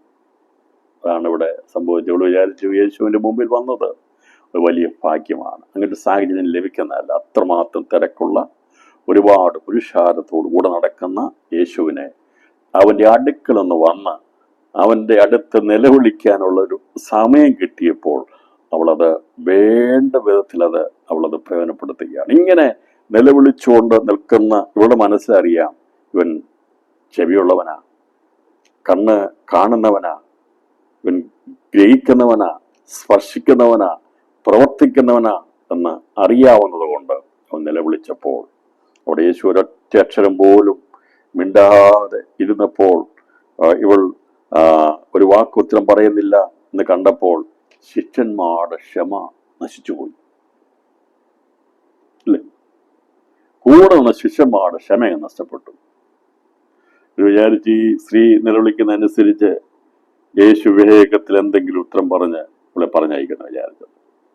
അങ്ങനെ കർത്താവ് ഒന്നും പറയുന്നില്ല എന്ന് കണ്ടു കഴിഞ്ഞപ്പോൾ കർത്താവ് അവിടെ മൗനമായിട്ടിരുന്ന് ഈ ശിഷ്യന്മാരുടെ സ്വഭാവം ഒന്ന് വെളിപ്പെടുത്തി അവരെ അനുസരണം അവരെ പഠിപ്പിക്കാൻ വേണ്ടിയിട്ടാണ്. ഇവര് നോക്കിയിരുന്നപ്പോൾ പത്രോസ് ഉൾപ്പെടെയുള്ള എല്ലാവരും നോക്കിയപ്പോൾ യേശു ഒരക്ഷരം പോലും മിണ്ടുന്നില്ല. നമ്മൾ ആലോചിച്ച് നമ്മൾ അങ്ങനെയല്ലേ, നമ്മൾ നോക്കി നിന്നിട്ട് ഒന്നും മിണ്ടുന്നില്ലെങ്കിൽ എന്തെങ്കിലും ഒന്ന് കാര്യം പറഞ്ഞ് തീർക്ക് എന്ന് പറഞ്ഞ് ഇടപെടാറുണ്ട്. ഇങ്ങനെയാണ് ഇവരിടപെട്ടത്. ഇവർ വിചാരിച്ചത് യേശു ഒന്നും മിണ്ടുന്നുമില്ല, ഈ സ്ത്രീയുടെ നിലവിളി മാറുന്നുമില്ല. അവർ വിചാരിച്ച് എന്തെങ്കിലും ഒന്ന് ചെയ്യും, ഈ വിഷയത്തിൽ എന്ത് ചെയ്യും, ഒരു പരിഹാരം ഉണ്ടാക്കും. ഒന്നെങ്കിൽ അവളെ പറഞ്ഞുവിട്. അവർക്ക് അത്രേ ഉണ്ടായിരുന്നുള്ളൂ. അവർ പറഞ്ഞു, നീ അവളെ പറഞ്ഞയക്കണം. സൗഖ്യമാക്കുകയോ സൗഖ്യമാക്കാതിരിക്കുകയോ ഒന്നും അവർക്കറിയേണ്ട ആവശ്യമില്ല. ഒന്നാമത്തെ കാര്യം, ഈ കുഞ്ഞിനെ കൊണ്ടുവന്നിട്ടില്ല, കൊണ്ടുവരാൻ പറ്റുന്ന സാഹചര്യമല്ല. ബോധോദ്രം പിടിച്ച കുഞ്ഞിനെ കൊണ്ട് അവൾക്കൊരു മീറ്റർ പോലും നടക്കാൻ കഴിയത്തില്ല. ഇങ്ങോട്ട് പിടിച്ചാൽ അങ്ങോട്ട് ഓടിപ്പോവും. ഒരിക്കലും അനുസരണമുള്ളതല്ല, നിയന്ത്രിക്കാൻ കഴിയത്തില്ല. അവിടെ ഒരുപക്ഷെ കെട്ടിയിട്ടായിരിക്കും പോകുന്നത്, കട്ടിലേൽ കെട്ടിയിട്ടിട്ടായിരിക്കും പോകുന്നത്, ഓടിപ്പോകാതിരിക്കാനായിട്ട്. എന്നാൽ ഞാൻ പറഞ്ഞല്ലോ, ആ കുഞ്ഞിനെയും കൊണ്ട് വരാൻ അവൾക്ക് കഴിയത്തില്ല, അല്ലെങ്കിൽ കൊണ്ടുവരുമായിരുന്നു. ഞാൻ വിചാരിക്കുന്നത് ആ കുഞ്ഞിനെ അവൾ കിടക്കുന്ന കട്ടിലിനോടുകൂടി ഇവളൊരു പക്ഷെ കെട്ടിയിട്ട് ബന്ധിച്ചിട്ടായിരിക്കും വന്നിരിക്കുന്നത്. ഇവളുടെ ബന്ധനം അഴിക്കാൻ വേണ്ടി യേശുവിന്റെ അടുക്കൽ വരുമ്പോൾ ഞാൻ വിചാരിക്കുന്നവൾ അവിടെ പ്രശ്നങ്ങൾ ഉണ്ടാക്കാതിരിക്കാൻ വേണ്ടി പുറമെ ഇവൾ ബന്ധിച്ചിട്ടായിരിക്കും വന്നിരിക്കുന്നത്. അല്ലാതെ അവൾക്ക് കൊച്ചവടക്കട ബോധോത്തരം കഠിനമായിരിക്കുന്ന ഒരു സ്ത്രീ, ഒരു കുഞ്ഞാണ്. അപ്പോൾ ആ അവസ്ഥയിൽ വേഗത്തിൽ മടങ്ങിച്ചെല്ലണം, ഒരു സൗഖ്യമുണ്ടായി മടങ്ങിച്ചെല്ലണം. എങ്ങനെയാണ് സൗഖ്യപ്പെടുന്നവർക്ക് അറിയത്തില്ല. പക്ഷെ ഒറ്റ കാര്യം അറിയാം, യേശു കരുണ തോന്നുന്ന ദൈവമാണ്. എങ്ങനെ അവൻ സൗഖ്യമാക്കുമെന്ന് അവർക്ക് അറിയത്തില്ല. ഈ രോഗിയെ കൊണ്ടുവന്നിട്ടില്ല, എന്നാൽ യേശു ചികിത്സിച്ചേ മതിയാകുള്ളൂ. നിങ്ങൾക്ക് മനസ്സിലായ കാര്യം പിടികിട്ടിയോ? മനസ്സിലായോ? രോഗിയെ കാണിച്ചിട്ടില്ല, ഭൂതോത്രം പിടിച്ച കുഞ്ഞിനെ യേശുവിന്റെ അടുക്കൽ കൊണ്ടുവന്നിട്ടില്ല.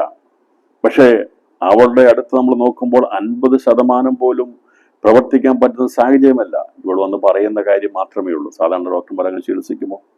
ഡോക്ടറെ ഒരു രോഗിയെ കാണാതെ ആരെങ്കിലും ചികിത്സിക്കുമോ? അത്രേ ഇതാണെങ്കിൽ, ബുദ്ധിമുട്ടാണെങ്കിൽ എന്തെങ്കിലും മാറ്റുന്ന രീതി ചെയ്യുകയുള്ളൂ. ഞാൻ പറഞ്ഞത്, ഇവൾ വന്നത് ഏതെങ്കിലും വിധത്തിൽ ഒരു സൗഖ്യമുണ്ടാകുവാൻ വേണ്ടി യേശുവിൻ്റെ അടുക്കൽ വന്നു. അവൾക്ക് ആ കുഞ്ഞിനെ കൊണ്ടുവരാൻ കഴിയത്തില്ലായിരുന്നു. അവളുടെ നിസ്സഹായ അവസ്ഥ കൊണ്ടാണ് യേശുവിനെ അടുക്കൽ കൊണ്ടുവരുന്നത്. എന്നാൽ അവളുടെ സകല അവസ്ഥകളെയും അറിയുന്ന ഒരുവന്റെ അടുക്കലാണ് അവൾ വന്നിരിക്കുന്നത് കൊണ്ട് അവൾക്കറിയാമായിരുന്നു യേശു എന്നെ വെറുങ്കയായി പറഞ്ഞയക്കത്തില്ലെന്ന്. ശിഷ്യന്മാർ അവർ പറഞ്ഞു, ഈ സ്ത്രീയെ നീ പറഞ്ഞയക്കണം എന്ന് അവനോട് അപേക്ഷിച്ചു. അതിന് അവൻ ഈ ശിഷ്യന്മാർ പറഞ്ഞു, നീ ഇവിടെ പറഞ്ഞയക്കണം, ഇവിടെ കനാന്യ സ്ത്രീയാണ്, ഇവൾ നിന്റെ പിന്നാലെ പറഞ്ഞു വല്ലാതെ നിലവിളിച്ചുകൊണ്ടിരിക്കുന്നു, ഇങ്ങനെ കുറേ നേരമായിട്ടുണ്ടല്ലോ, വല്ലാത്തൊരു സീനാണല്ലോ ഇവിടെ ഉണ്ടായിരിക്കുന്നത്, അതുകൊണ്ട് എങ്ങനെയെങ്കിലും അവളെ പറഞ്ഞയക്കണമേ എന്ന് പറഞ്ഞപ്പോൾ യേശു ഉത്തരം പറഞ്ഞത്, അവരോട് പറഞ്ഞത്, ഇസ്രായേൽ ഗൃഹത്തിലെ കാണാതെ പോയ ആടുകളുടെ അടുക്കലേക്കല്ലാതെ എന്നെ അയച്ചിട്ടില്ല എന്ന് ഉത്തരം പറഞ്ഞു. കർത്താവരോട് പറഞ്ഞു, എന്നെ അയച്ചിരിക്കുന്നത് ഇസ്രായേൽ ഗൃഹത്തിലെ കാണാതെ പോയ ആടുകളുടെ അടുക്കലേക്കാണ്. പക്ഷേ ഞാൻ ഇവിടെ വന്ന് ശുശ്രൂഷ ചെയ്യുമ്പോൾ എന്നെ അയച്ചതാണ് അതിനു വേണ്ടിയാണ്. അപ്പോൾ അങ്ങനെ ഒരു സാഹചര്യത്തിൽ നിൽക്കുമ്പോൾ അത് ദൈവത്തിന്റെ കമ്മീഷനിങ് ആണ്. പിതാവാന്തി എന്നിട്ട് പുത്രനയച്ചതാണ്. അതുകൊണ്ട് അവൻ പറഞ്ഞു, അതിനപ്പുറമായിട്ട് എനിക്ക് ചെയ്യാൻ കഴിയത്തില്ല. ഞാൻ ചെയ്യേണ്ടത് ഞാൻ ചെയ്തു കൊള്ളാം, പക്ഷേ ഇതാണ് എൻ്റെ വ്യവസ്ഥ എന്ന് ദൈവം ശിഷ്യന്മാരോട് പറഞ്ഞു. കഥ പറഞ്ഞു, ഞാൻ ചെയ്യത്തില്ല എന്ന് പറഞ്ഞില്ല, പക്ഷെ ഇങ്ങനെ പറഞ്ഞു, വ്യവസ്ഥ അവിടെ പറഞ്ഞു. ദൈവയുടെ വ്യവസ്ഥ. ഇങ്ങനെ പല സ്ഥലങ്ങളിൽ നോക്കുമ്പോൾ കർത്താവ് വ്യവസ്ഥയൊന്നും കാണിക്കാതെ കർത്താവ് സൗഖ്യമാക്കിയിട്ടുണ്ട്. ഞാൻ പറഞ്ഞത് ഓരോ സ്ഥലത്തും ഓരോ പ്രത്യേകതയാണ് ദൈവം സൗഖ്യമാക്കുന്നത്. ഇവിടെ കർത്താവ് അവൻ്റെ കണ്ടീഷൻ പറഞ്ഞു. ഇവിടുത്തെ കണ്ടീഷൻ പറഞ്ഞത്, ഇവളുടെ മനസ്സറിഞ്ഞപ്പോൾ യേശുവിന് അറിയാമായിരുന്നു എന്തു പറഞ്ഞാലും ഇവളി കാര്യം സാധിക്കാതെ പോകയില്ല എന്ന് യേശു കണ്ടപ്പോൾ അവളുടെ വിശ്വാസത്തെ വെളിപ്പെടുത്തുവാൻ വേണ്ടിയാണ് യേശു ഒരൊറ്റ അക്ഷരം പോലും മിണ്ടാതിരുന്നത്. എന്നെ കേൾക്കുന്ന പ്രിയപ്പെട്ടവരെ, നമ്മുടെ വിശ്വാസം എത്രയുണ്ടെന്ന് ദൈവത്തിന് അറിയാം. നാം എന്തു പറഞ്ഞാലും അവനെ വിട്ടുപോകത്തില്ല എന്നുള്ള ഒരു ഉറപ്പ് നമ്മുടെ ദൈവത്തിൻ്റെ ഹൃദയത്തിലുണ്ടെങ്കിൽ നീ സംസാരിക്കുന്ന ആഗ്രഹിക്കുന്ന വിഷയങ്ങൾക്ക് പെട്ടെന്ന് മറുപടി ഉണ്ടാകത്തില്ല. ചിലരെ വിശ്വാസം പഠിപ്പിക്കാൻ വേണ്ടി ദൈവം ചില സമയം താമസിപ്പിക്കും. ഇവിടെ ഹൃദയത്തിൻ്റെ വിശ്വാസത്തിൻ്റെ വലിപ്പം മനസ്സിലാക്കിയപ്പോൾ അതെത്രമാത്രമാണെന്ന് ശിഷ്യന്മാർക്ക്, അല്പവിശ്വാസികളായിരിക്കുന്ന ശിഷ്യന്മാർക്കും യഹൂദന്മാർക്കും മനസ്സിലാക്കി കൊടുക്കാൻ വേണ്ടി കർത്താവ് മൗനമായിട്ട് ഇവിടെ ഇരിക്കുകയാണ് ചെയ്തത്. അതുകൊണ്ടാണ് കർത്താവ് മൗനമായിട്ടിരുന്നത്. കാരണം അവരുടെ വിശ്വാസത്തെ ഇസ്രായേൽ ഗ്രഹത്തിന് വെളിപ്പെടുത്തി കൊടുക്കുകയാണ്. കർത്താവ് പറഞ്ഞു, എന്നെ അയച്ചത് നിങ്ങളുടെ ഇടയിലേക്കാണ്. കാരണം അതല്ലാതെ എനിക്കൊന്നും ചെയ്യാൻ കഴിയത്തില്ല, കർത്താവിടെ വ്യവസ്ഥ പറയുക. പക്ഷേ ഈ നിന്ന് നിലവിളിക്കുന്നവൾക്ക് അതിന് യാതൊരു യോഗ്യതയുമുള്ളവളല്ല.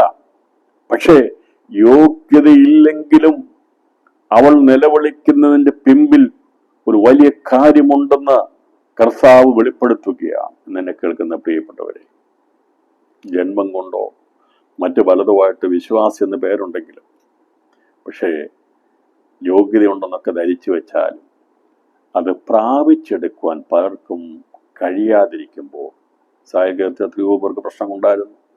പക്ഷെ അവരെല്ലാവരും യേശുവിൻ്റെ അടുക്കൽ വന്ന് അങ്ങനെ വിശ്വാസത്തെ അവർ യാചിച്ചോ, ഒരു കരുണ ചോദിച്ചോ, വിടുതൽ പ്രാപിച്ചോ? ഇല്ല. കാരണം അവർക്കൊക്കെ നഷ്ടപ്പെടുവാൻ പലതുണ്ടെന്ന് കണ്ടപ്പോൾ വിടുതൽ കിട്ടിയില്ലെങ്കിലും സാരമില്ല എന്ന് പറഞ്ഞുകൊണ്ട് മാറി നിൽക്കുന്ന ഒരു വലിയ ഉന്നത ശ്രേഷ്ഠരെന്ന് വിചാരിക്കുന്ന ഒരു ആൾക്കാരുടെ ഇടയിൽ ദൈവം അവരുടെ ഉന്നമനത്തെ നിസ്സാരമാക്കി കാണിക്കുകയാണ്. ഞാൻ പറഞ്ഞ കാര്യം ഒന്നുകൂടെ പറയാം. ഇവിടെ യാതൊരു യോഗ്യതയുമില്ലാതെ ഒരുവൾ നിന്ന് നിലവിളിക്കുക. മറുഭാഗത്ത് പ്രശ്നങ്ങളില്ലാഞ്ഞിട്ടല്ല, വീട്ടിൽ ഭൂതോപദ്രവമുള്ള കുഞ്ഞുങ്ങൾ ഇല്ലാഞ്ഞിട്ടല്ല, രോഗമുള്ളവരോ ഇല്ലാഞ്ഞിട്ടല്ല, വിഷയങ്ങളില്ലാഞ്ഞിട്ടല്ല. പക്ഷേ ഇസ്രായേൽ ഗ്രഹത്തിലുള്ളവർക്ക് എല്ലാവർക്കും താഴുവാൻ കഴിഞ്ഞില്ല, യേശുവിനെ അംഗീകരിപ്പാൻ കഴിഞ്ഞില്ല. യേശു കർത്താവാണെന്നും കരുണയുള്ളവനാണെന്നും അവനെ അംഗീകരിച്ചു കഴിഞ്ഞാൽ, അവരുടെ വിടുതൽ പ്രാപിപ്പാൻ വേണ്ടി തയ്യാറായി കഴിഞ്ഞാൽ സ്ഥാനത്തിന് മാറ്റമുണ്ടാകും, സമൂഹത്തിൽ നിന്ന് തള്ളപ്പെടും എന്നൊക്കെയുള്ള വിചാരമുള്ളതുകൊണ്ട് അനേകര് യേശുവിൻ്റെ അടുക്കൽ വരാതെ അവരുടെ പാരമ്പര്യം പിടിച്ചുകൊണ്ട് ഉള്ള വിഷമതകളും എല്ലാമായിട്ടിരിക്കുകയാണ്.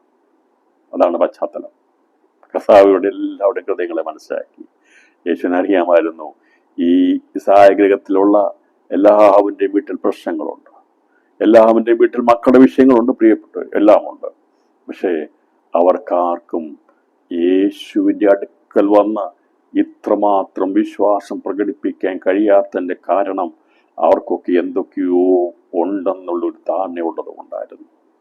രാത്രിയിലും എന്തെങ്കിലും ഉണ്ടെന്നുള്ള ധാരണയോട് കൂടി നിന്ന് കഴിഞ്ഞാൽ ദൈവത്തിന്ന് ഒന്നും പ്രാപിപ്പാൻ കഴിയത്തില്ല. അതാണ് ഇവിടെ കഥ പഠിപ്പിച്ചു കൊടുത്തത്.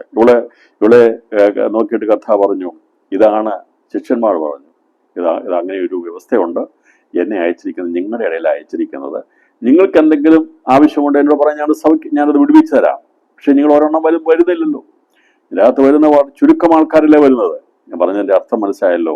അവരുടെ പാരമ്പര്യം, അവർ വിചാരിച്ചു ഇതുമായിട്ട് മരിച്ചാലും കുഴപ്പമില്ല, ഈ വിഷയത്തിന് കുഞ്ഞുങ്ങൾക്ക് വിടുതൽ കിട്ടിയില്ലെങ്കിലും കുഴപ്പമില്ല, നസ്രേന്റെ അടുക്കൽ വരത്തില്ല എന്ന് വിചാരിച്ച ഒരു സമൂഹം അന്നവിടെ ഉണ്ടായിരുന്നപ്പോൾ അതിന്റെ മധ്യത്തിലാണ് ഒരു യോഗ്യതയുമില്ലാത്ത കനാന്യക്കാര്യത്തെ ആയിരിക്കുന്ന ആ സുരേഭ്യക്കാര്യത്തെ സ്ത്രീയെ യേശു അവിടെ വെളിപ്പെടുത്തുന്നത്.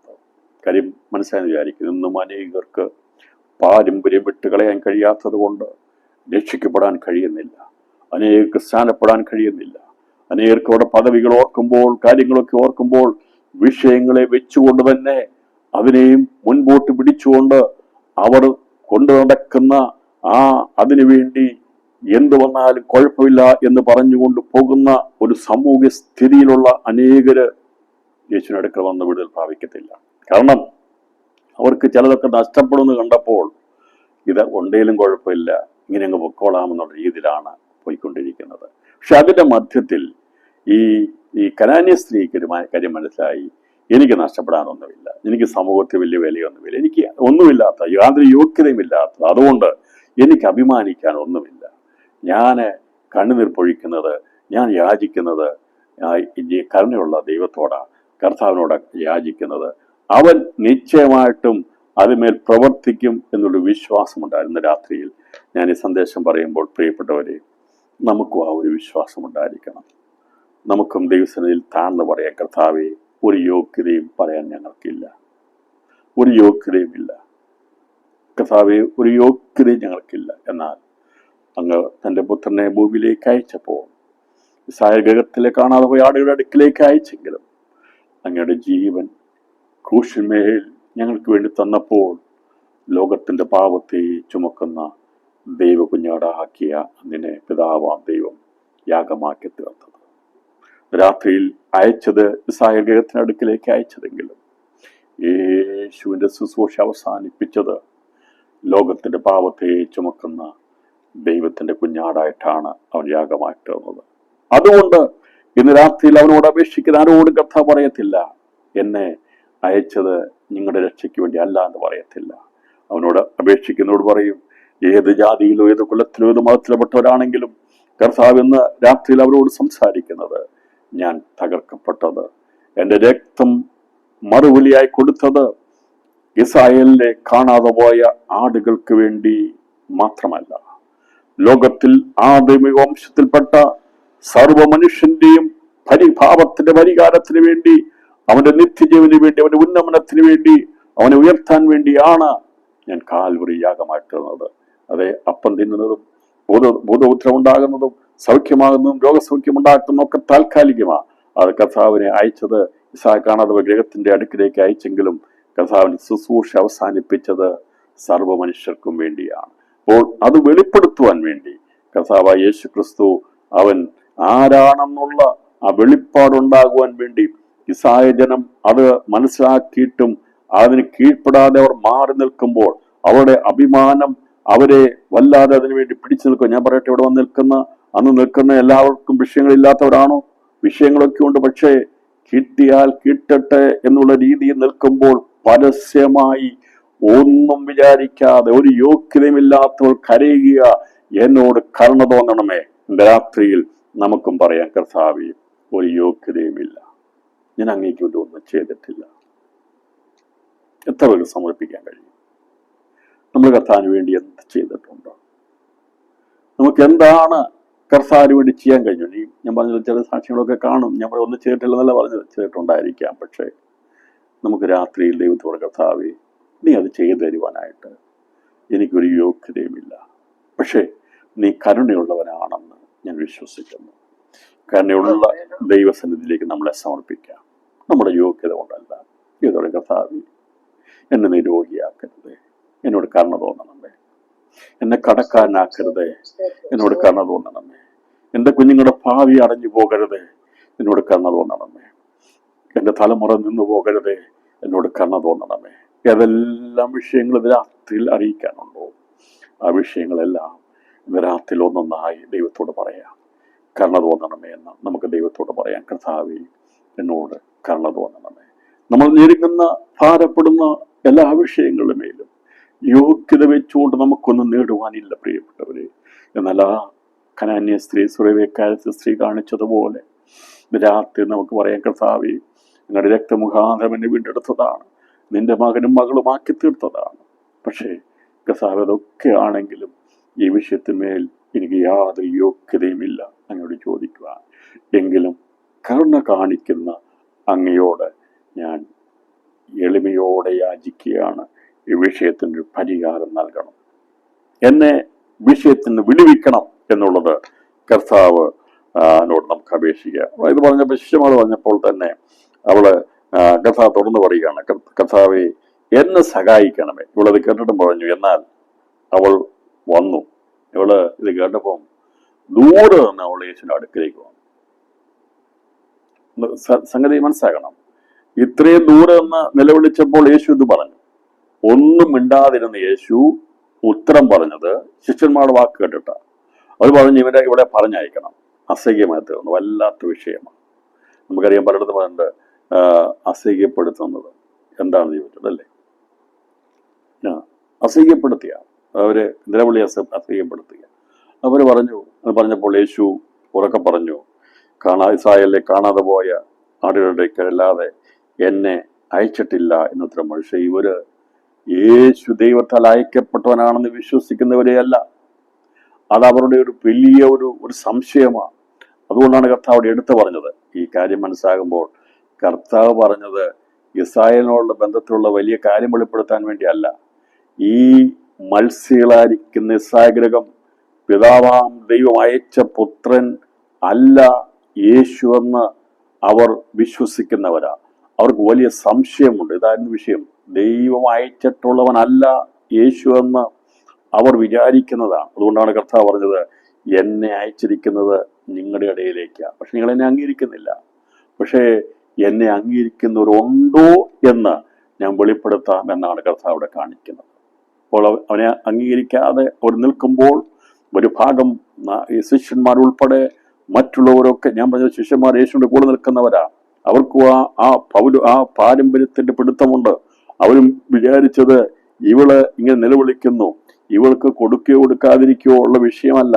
ഇവള് പുറജാതിക്കാരത്തി ആയതുകൊണ്ട് ഇവളെ പറഞ്ഞയക്കണം, ഒരു വിഷയം പരിഹരിക്കണം എന്നുള്ളതല്ലാതെ സൗഖ്യമാക്കണം എന്ന് റിക്വസ്റ്റ് ചെയ്തില്ല. കാരണം അവർ വിചാരിച്ചു ഇതിനൊന്നും അവർ യോഗ്യതല്ല എന്നുള്ള ചിന്താഗതിയിൽ പറഞ്ഞയക്കണമേ, ഈ വിഷയം എങ്ങനെയെങ്കിലും ഒന്ന് നീ ഈ വിഷയത്തെ പരിഹരിക്കണമെന്ന് പറഞ്ഞപ്പോൾ കർത്താവ് പറഞ്ഞ വചനം കേട്ടിട്ട് ഈ സ്ത്രീ കുറച്ചും കൂടി അടുത്തു വന്നു.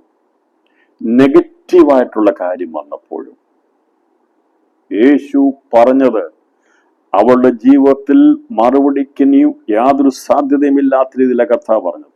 അങ്ങനല്ലേ? അപ്പോൾ അവൾ എന്ത് ചെയ്യുന്നറിയാമോ? ഒരു സ്റ്റെപ്പ് പുറകോട്ട് വെക്കുകയല്ല ചെയ്തത്. അവൾ ഒരു സ്റ്റെപ്പ് കൂടി അടുത്തു വന്നു, യേശുവിന്റെ അടുത്ത് വന്നു. അങ്ങനെ എഴുതിയിരിക്കുന്നത്. അങ്ങനെ പറഞ്ഞപ്പോൾ അവൾ വന്നു. എന്നാൽ അവൾ വന്നു എന്നാ പറഞ്ഞത്. നെഗറ്റീവ് കേട്ടപ്പോൾ, സാധിക്കത്തില്ലെന്ന് പറഞ്ഞപ്പോൾ, അങ്ങനെ എന്നെ അയച്ചിട്ടില്ലെന്ന് പറഞ്ഞപ്പോൾ ഇവള് പുറകോട്ടല്ല പോയത്. അവൾ എന്ത് ചെയ്തു? മുമ്പോട്ട് വന്നു, യേശുവിന്റെ അടുക്കൽ വന്നു. എന്നിട്ട് പറയാണ്, കർത്താവേ എന്നെ സഹായിക്കണമേ എന്ന് പറഞ്ഞു. അവള് അടുക്കൽ വന്ന് ഈ കാര്യം പറഞ്ഞപ്പോൾ, ഇസ്രായേലിന്റെ പാരമ്പര്യത്തിന്റെ കാര്യം, ഇസ്രായേൽ ഗൃഹത്തെയാണ് ദൈവപിതാവാൻ ദൈവം സ്നേഹിച്ച് തന്റെ പുത്രനെ അയച്ചെന്നും എന്നുള്ള കാര്യമൊക്കെ ദൈവം പരസ്യമായി പറഞ്ഞപ്പോൾ ഇവൾക്കറിയാമായിരുന്നു, ദൈവമെന്നുള്ളവൻ കരുണയുള്ളവനാണ്, അവൻ മനസ്സലിയുള്ളവനാണ്, അവൻ കരുണ തോന്നുന്നവനാണ് എന്നറിയാവുന്നത് കൊണ്ട് അവൾ പുറകോട്ട് മാറാതെ അവൾ ഒരു സ്റ്റെപ്പ് കൂടി അടുത്ത് വന്ന് യേശുവോട് പറയുകയാണ്, എന്നെ സഹായിക്കണമേ. ഇന്ന് രാത്രിയിൽ എത്ര പേർക്ക് വിഷയങ്ങളോട് ബന്ധത്തിൽ അതെ ഒന്നും മിണ്ടാതിരിക്കുന്ന യേശു ഒരുപക്ഷെ സാധിക്കത്തില്ല എന്നുള്ള ഒരു വാക്കാ പറയുന്നെങ്കിലും പുറകോട്ട് പോകാതെ എന്നെ സഹായിക്കണമേ എന്ന് അതേ കഥ നോക്കി പറയുന്നത്, നിനക്ക് യോഗ്യതയില്ല, നീ മറ്റുള്ളവരെ പോലെ ഒന്നും ചെയ്തിട്ടില്ല, എനിക്ക് നീ പറയുന്ന വിഷയം ചെയ്യുവാൻ നീ ഒന്നും ചെയ്തിട്ടില്ല, നിനക്കൊരു യോഗ്യതയില്ല എന്ന് കർത്താവ് നമ്മുടെ മുഖത്ത് നോക്കി പറഞ്ഞാലും രാത്രി പറയണം, കർത്താവേ ഞാനത് സമ്മതിക്കുന്നു, എനിക്കൊരു യോഗ്യതയുമില്ല, എങ്കിലും എന്നെ സഹായിക്കണമേ. എന്നാലും കർത്താവേ എന്നെ സഹായിക്കണമേ. അവൾ വാക്ക് പറഞ്ഞത് ഇങ്ങനെ പറഞ്ഞു, എനിക്ക് യാതൊരു യോഗ്യതയുമില്ല കർത്താവ്, എന്നാലും എന്നെ സഹായിക്കണമേ, എന്റെ വിഷയം പരിഹരിക്കണമേ, അല്ലാതെ എനിക്ക് ആ ഭൂതോത്രം നിറഞ്ഞിരിക്കുന്ന വീടിന്റെ അന്തരീക്ഷത്തിലേക്ക് എനിക്ക് മടങ്ങി പോകുവാൻ എനിക്ക് താല്പര്യമില്ല. രാത്രി ഒരു വിടുതൽ ആഗ്രഹിക്കുന്നവർ ഈ പ്രാർത്ഥനയിൽ ദൈവസന്നിധിയിൽ ഇപ്രകാരം പ്രാർത്ഥിക്കുക. എനിക്കൊരു യോഗ്യതയുമില്ല കർത്താവേ, നീ മൗനമായിട്ടിരിക്കുന്നതിന്റെ പുറകിൽ ഒരു കാര്യമുണ്ടെന്ന് എനിക്കറിയാം. എന്നാലും എന്നെ സഹായിക്കണമേ, നീ മൗനമായിട്ടിരിക്കരുതേ, എന്നെ സഹായിക്കണമേ എന്ന് യേശുവിനോട് പറയുമ്പോൾ യേശു അടുത്ത കാര്യം ഒന്നുകൂടി കട്ടിയായിട്ട് പറയുക. സാധിക്കത്തില്ല എന്ന രീതിയിൽ യേശു സംസാരിക്കുകയാണ്. യേശു മൗനം മാറ്റിയിട്ട് സംസാരിച്ചത് സാധാരണ രീതിയിൽ പറഞ്ഞു വിടാനാണെങ്കിൽ അങ്ങ് നീ പോക്കോ എന്ന് പറഞ്ഞു വിട്ടാൽ മതി. പക്ഷെ കർത്താവ് പറഞ്ഞു വിട്ടില്ല. പക്ഷെ ഇവിടെ ഹൃദയത്തിലെ വിശ്വാസം വെളിപ്പെടുത്തുവാൻ വേണ്ടി യേശു പറഞ്ഞില്ല, കാണാതെ പോയതിന് ക്രിസ്തായുടെ അടുക്കിലേക്ക് മാത്രമല്ല എന്നെ പറഞ്ഞു വെച്ചിട്ടില്ല എന്ന് പറഞ്ഞ് നീ പൊക്കോളാൻ പറഞ്ഞില്ല. യേശു അങ്ങനെ ആരോടും പറയത്തില്ല കേട്ടോ. യേശു അങ്ങനെ ആരെയും പറഞ്ഞു വിടത്തില്ല. നമുക്ക് സാഹചര്യങ്ങളെ ദൈവം ഒരുക്കി തരുന്നുണ്ട്. ഇല്ല എന്ന് ദൈവം പറയുമ്പോഴും അവൻ വാതിൽ കൊട്ടി അടയ്ക്കത്തില്ല. അതിനെയാണ് കരുണ എന്ന് പറയുന്നത്. രാത്രി മനസ്സിലായോ?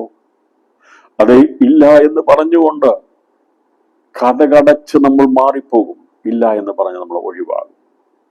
എന്നാൽ നമ്മുടെ കർത്താവ് ഒരിക്കലും തന്നോട് യാചിക്കുന്നവരുടെ മുമ്പിൽ കഥകടയ്ക്കത്തില്ല. വേണമെങ്കിൽ നിനക്ക് പോകാം, പക്ഷേ കർത്താവ് കഥകടച്ചിട്ടില്ല. കർത്താവ് വാതിലടച്ചിട്ടില്ല. ചില വിഷയങ്ങളിന്മേൽ കർത്താവ് മൗനമായിട്ടിരുന്നിട്ടുണ്ട്. അതെ, ചില വിഷയങ്ങളിന്മേൽ ദൈവം പറഞ്ഞിട്ടുണ്ട് അതിന് യോഗ്യതയല്ല എന്ന് പറഞ്ഞിട്ടുണ്ട്. എങ്കിലും നിനക്ക് വേണമെങ്കിൽ മടങ്ങിപ്പോകാം. പക്ഷേ അവൾ മടങ്ങിപ്പോയില്ലേ? സന്ദേശത്തൊക്കെ മനസ്സിലാകുന്നുണ്ട്. നമ്മുടെ പ്രാർത്ഥനകൾക്ക് മറുപടി കിട്ടാതിരിക്കുന്ന ചില വിഷയങ്ങളിന്മേൽ ദൈവാത്മാവെന്ന് നമുക്ക് മറുപടി നൽകാൻ വേണ്ടി ദൈവത്തിന്റെ ആത്മാവ് ഇടപെടുക. അതെ, പല മാസങ്ങളായി പ്രാർത്ഥിച്ചിട്ടും പ്രാർത്ഥനയ്ക്ക് മറുപടി ഇല്ലാതിരിക്കുന്ന വിഷയങ്ങളിന്മേൽ ദൈവാത്മാവ് അടച്ചിട്ടില്ല, വഴി അടച്ചിട്ടില്ല.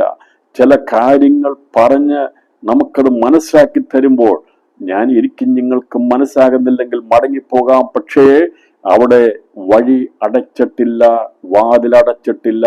ഇവളെന്ത് ചെയ്തു? അവൾ യേശുവിന്റെ അടുക്കൽ തന്നെ നിന്നു. നമ്മുടെ കഥ പറഞ്ഞു, എടുത്തു പറഞ്ഞത് എന്നെ സഹായിക്കണമേ എന്ന് പറഞ്ഞ് അവനെ നമസ്കരിച്ചു. പറ്റത്തില്ല എന്ന് പറഞ്ഞപ്പോഴത്തേന് ഈ നിലവിളിയെല്ലാം അങ്ങ് മാറ്റിയിട്ട് ഇവൾ ആരാധിച്ചു. ഇന്ന് രാത്രിയിൽ ഇതെല്ലാം ദൂതുണ്ട് കേട്ടോ. ഇതെല്ലാത്തിന്റെ പുറകിൽ ദൂതുണ്ട്. ഇവളങ്ങ് ദൈവത്തെ അങ്ങ് ആരാധിച്ചു. ഇനി കിട്ടത്തില്ല, യോഗ്യതയില്ല എന്ന് പറഞ്ഞാലും ഇവൾ നോക്കിയപ്പോൾ ഇവൻ നമസ്കരിക്കപ്പെടുവാൻ യോഗ്യനാ. ഇന്ന് രാത്രിയിൽ ഞാൻ ആരാധിക്കുന്ന, ഞാൻ പ്രസംഗിക്കുന്ന, ഒരുപക്ഷെ മൗനമായിട്ടിരിക്കുന്ന എൻ്റെ യേശു ആരാധനയ്ക്ക് യോഗ്യനാ. ദുർവിശ്വാസമുണ്ട്, എന്തുവെക്ക് അംഗീകരിക്കാൻ കഴിയും? ഇവളെന്ത് ചെയ്തു? അത് കിട്ടിയിട്ടല്ല അവനെ നമസ്കരിച്ചത്, അവനെ ആരാധിച്ചത്. എല്ലാവരുടെയും മുമ്പിൽ വെച്ച് പ്രാർത്ഥനയ്ക്ക് മറുപടി കിട്ടുന്നതിന് മുമ്പ് അത് നെഗറ്റീവ് മാത്രം പറഞ്ഞപ്പോഴും അവൾ യേശുവിനെ നമസ്കരിച്ചു, അഥവാ ആരാധിച്ചു. ഇതിനെയാണ് ആരാധന എന്ന് പറയുന്നത്. ലഭിച്ചിട്ടുള്ള ആരാധനയല്ല, ലഭിക്കുന്നതിന് മുമ്പുള്ള ആരാധന. ലഭിച്ചാലും ഇല്ലെങ്കിലും അവൾ വിചാരിച്ചു, ഞാൻ ഇവനെ നമസ്കരിച്ചിട്ടേ മടങ്ങൂ. ക്രിസ്തുവിന്റെ പാദത്തിന്റെ അടുത്ത് വന്നപ്പോൾ ക്രിസ്തുവിന്റെ വാക്കുകൾക്കകത്തുള്ള ആ ഗാംഭീര്യത്തെ മനസ്സിലാക്കുമ്പോഴും അതിൻ്റെ അകത്തും അവൾക്ക് മനസ്സിലായി, വാതിൽ യേശു അടച്ചിട്ടില്ല, അവിടെയും കരുണയുടെ വാതിൽ തുറന്നിരിക്കുന്നത് അവൾക്ക് മനസ്സിലായി. നീ പൊയ്ക്കോ എന്ന് പറഞ്ഞ് വെറും കൈയോടെ യേശു അവളെ പറഞ്ഞയച്ചില്ല. ഇന്ന് രാത്രിയിലും പ്രിയപ്പെട്ടവരെ, മൗനമായിട്ടിരിക്കുന്ന വിഷയത്തിന്മേൽ യേശു വാതിലടച്ചിട്ടില്ല. അവനെ നമസ്കരിച്ച് ആരാധിക്കാമെങ്കിൽ ഇന്ന് രാത്രിയിൽ വാതിൽ തുറക്കാൻ പോകുക, ദൈവം പ്രവർത്തിക്കാൻ പോകുക. ഞാൻ രണ്ടാമതെടുത്ത വിഷയം എന്ന് സംസാരിക്കാൻ കഴിയുമോ എന്ന് എനിക്കറിയത്തില്ല. പക്ഷെ ഇന്ന് രാത്രി ദൈവം പറയുക, നീ അവിശ്വസിക്കാതെ ദൈവത്തെ നമസ്കരിക്കാമെങ്കിൽ അവനെ ആരാധിക്കാമെങ്കിൽ ദൈവം കുറച്ചും കൂടി കട്ടിയായിട്ടുള്ള കാര്യങ്ങളെ നിനക്ക് വെളിപ്പെടുത്തി തരും. ദൈവത്തിന്റെ പ്രവർത്തിയത. ഇവിടെ അവൾ അവനെ നമസ്കരിച്ചു. അവനെ നമസ്കരിച്ചു. ദൈവമേ, കർത്താവേ, എന്നെ സഹായിക്കണമേ എന്ന് പറഞ്ഞ് അവനെ നമസ്കരിച്ചു. വിഷയത്തിന് പരിഹാരം ഉണ്ടാകാൻ പോവുകയാണ്.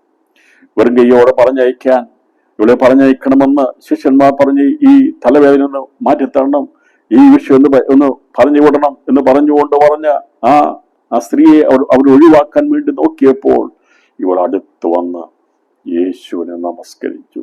കർത്താവേ, എന്നെ സഹായിക്കണമേ. എത്ര പേർക്ക് ഈ വിഷയത്തിന് മുമ്പിൽ എന്നെ സഹായിക്കണമേ എന്ന് ദൈവത്തോട് പറയാൻ കഴിയും? അവനെ ആരാധിക്കാൻ കഴിയും? നീ തകർന്നിരിക്കുന്ന വിഷയത്തിന്മേൽ ഇന്ന് രാത്രി ദൈവാത്മാവ് ഇടപെടുകയാണ്.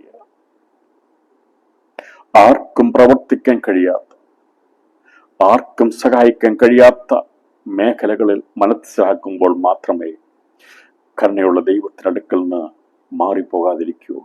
മറ്റേതെങ്കിലും മാർഗം നിന്റെ മനസ്സിലുണ്ടെങ്കിൽ നീ ആ വഴിക്ക് പോകും. എന്നാൽ വേറൊരു മാർഗമില്ല എന്ന് കണ്ടു കഴിയുമ്പോൾ മാത്രമേ യഥാർത്ഥമായ വിശ്വാസവും ആരാധനയും വെളിപ്പെടുകയുള്ളൂ.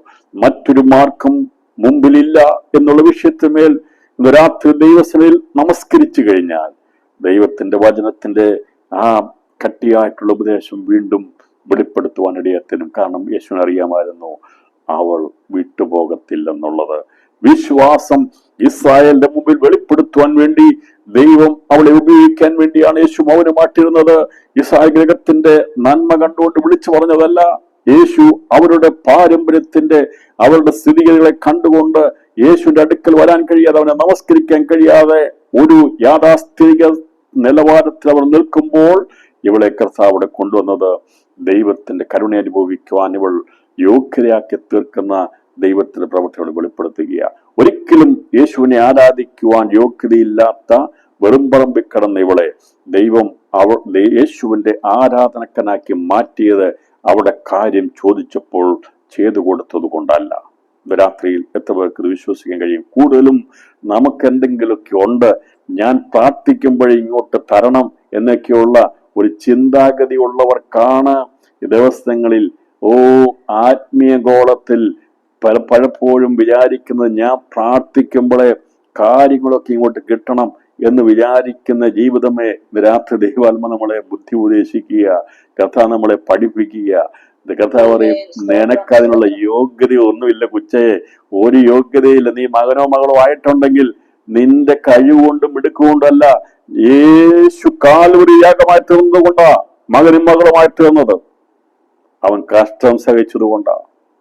അതുകൊണ്ട് നമ്മൾ പ്രാർത്ഥിച്ചിട്ട് ഞാൻ മകനാണ് മകളാണ് കാര്യം നടത്തിയേ മതിയാകുള്ളൊന്നും വീമ്പളക്കാൻ ദൈവസന്നിധിയിൽ പറ്റത്തില്ല. താഴണം, വിനയപ്പെടണം.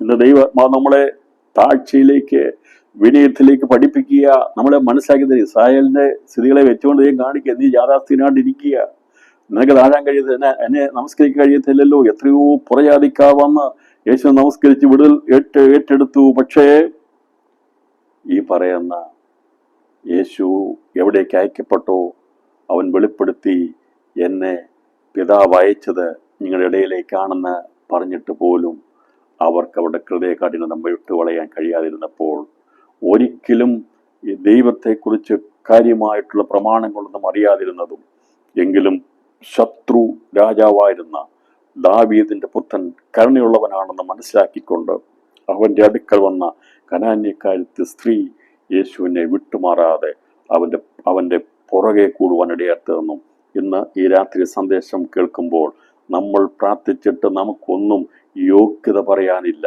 കൃപയാണ്, കരുണയാണ്. ദൈവമേ, നിന്റെ കരുണയാണെന്ന് പറഞ്ഞുകൊണ്ട് അവന്റെ പാദപീഠത്തിൽ വീണ് കിടക്കാം. ഇന്ന് രാത്രി സന്ദേശത്തിന്റെ പുറകിൽ ധ്വനിക്കുന്ന ഒരേ ഒരു ഉദ്ദേശം ഇതേയുള്ളൂ. പരിശുദ്ധാത്മ നമ്മളെ പഠിപ്പിക്കുന്നത് നാം ഒന്നും യോഗ്യതയുള്ളവരായിട്ടല്ല, ദൈവത്തിന്റെ കരുണ മാത്രമാണ് നമ്മളെ യോഗ്യരാക്കി തീർക്കുന്നത്. എന്തെങ്കിലും നേടിയെടുക്കണമെങ്കിൽ ദൈവത്തിന്റെ കരുണയുടെ ആ വലിയ കൃപ നമ്മൾ മനസ്സിലാക്കിയെടുക്കുവാൻ ഇടയായെങ്കിലേ ദൈവപ്രവൃത്തി വെളിപ്പെടുകയുള്ളൂ. അവളിവിടെ യേശു അതിന് അവൾ കർത്താവെ, യേശു അവളോട് അവനെ നമസ്കരിച്ചു. അവനോ മക്കളുടെ അപ്പം എടുത്ത് നായ്ക്കുട്ടികൾക്ക് കൊടുക്കുന്നത്, നായ്ക്കുട്ടികൾക്ക് ഇട്ടുകൊടുക്കുന്നത് നന്നല്ല എന്ന് ഉത്തരം പറഞ്ഞു. യേശു പറഞ്ഞു, ഇവിടെ ആഹാരമൊക്കെ ഉണ്ട്, അപ്പമൊക്കെ ഉണ്ട്, പക്ഷേ അത് അവർക്ക് കൊടുക്കാനുള്ളതാണ്. പക്ഷേ നായ്ക്കുട്ടികൾക്ക് എടുത്ത് ഇട്ടുകൊടുക്കുന്നത് നന്നല്ല എന്ന് പറഞ്ഞാൽ, അങ്ങനെ തരണമെന്ന് വിചാരിച്ചാൽ പോലും കൈ തരാൻ പറ്റത്തില്ല, ഇട്ടുകൊടുക്കാനേ പറ്റുള്ളൂ. മനസ്സിലായോ? സാധാരണ പട്ടികൾക്കൊക്കെ നായ്ക്കൾക്കൊക്കെ എന്തെങ്കിലും കൊടുക്കണമെങ്കിൽ ഇപ്പോഴാണ് ഭയങ്കര മൃഗസ്നേഹമൊക്കെ ഉണ്ടായത്. പണ്ടെന്ന് പറഞ്ഞാൽ വായുടെ അടുത്ത് പോലും ചെല്ലത്തില്ല, ഇട്ട് കൊടുക്കുകയുള്ളൂ, വലിച്ചെറിഞ്ഞു കൊടുക്കുകയുള്ളൂ, കഴിച്ചിട്ട് പോകാനേ പറയുള്ളൂ. പക്ഷെ ഇന്നിപ്പം പട്ടി കഴിക്കുന്നതിന്റെ ബാക്കിയാണ് മനുഷ്യൻ കഴിക്കുന്നത്. സ്നേഹം കൂടിപ്പോയി അല്ലേ? ഇന്നിപ്പം ചുംബിക്കുന്നതും ഉമ്മ കൊടുക്കുന്നതും ഒക്കെ, കുഞ്ഞുങ്ങളെ ഉമ്മ കൊടുക്കുന്നതിനേക്കാൾ കാര്യമായിട്ടാ നായ്ക്കളെയൊക്കെ. അത് ഒരു സിസ്റ്റം, ഞാനതേക്കുറിച്ച് പറയാം. പക്ഷെ അന്നത്തെ സാഹചര്യത്തിൽ നമുക്കറിയാം, ഒരു 10-50 വർഷം മുമ്പൊക്കെ ആണെങ്കിൽ ഉള്ള സാഹചര്യം പറഞ്ഞു. എൻ്റെ ചെറുപ്പകാലത്തൊക്കെ ഞാൻ കണ്ടത് അങ്ങനെയാണ്. പക്ഷെ ഇപ്പോഴത്തെ സാഹചര്യം നോക്കുമ്പോൾ അങ്ങനെയല്ല. ഇന്നിപ്പം കൂട്ടത്തിൽ കിടത്തുകയും ഇരുത്തുകയും കഴിക്കുക, അതൊരു സിസ്റ്റം മാറിപ്പോയി. എനിക്കതിനെക്കുറിച്ച് കൂടുതൽ അതേക്കുറിച്ച് അത് ഓരോരുത്തരുടെ ഇഷ്ടം, അവർ ചെയ്യുകയോ ചെയ്യാതിരിക്കുക അവരുടെ ഇഷ്ടം. പക്ഷേ ഈ സാധാരണ രീതിയിൽ നായ്ക്കുട്ടികൾ എന്ന് പറയുമ്പോൾ അവർക്ക് ഇപ്പം നിങ്ങൾ തെരുവിൽ കാണുന്നൊരു പട്ടിയെ പിടിച്ച് അതിനെ സ്നേഹിച്ച് കൈ കൊടുക്കത്തില്ല. എന്തെങ്കിലും കൊടുക്കണമെന്നെങ്കിൽ ശല്യം ഒഴിവാക്കാൻ വേണ്ടി അങ്ങ് ഇട്ട് കൊടുക്കുകയുള്ളൂ, അല്ലേ?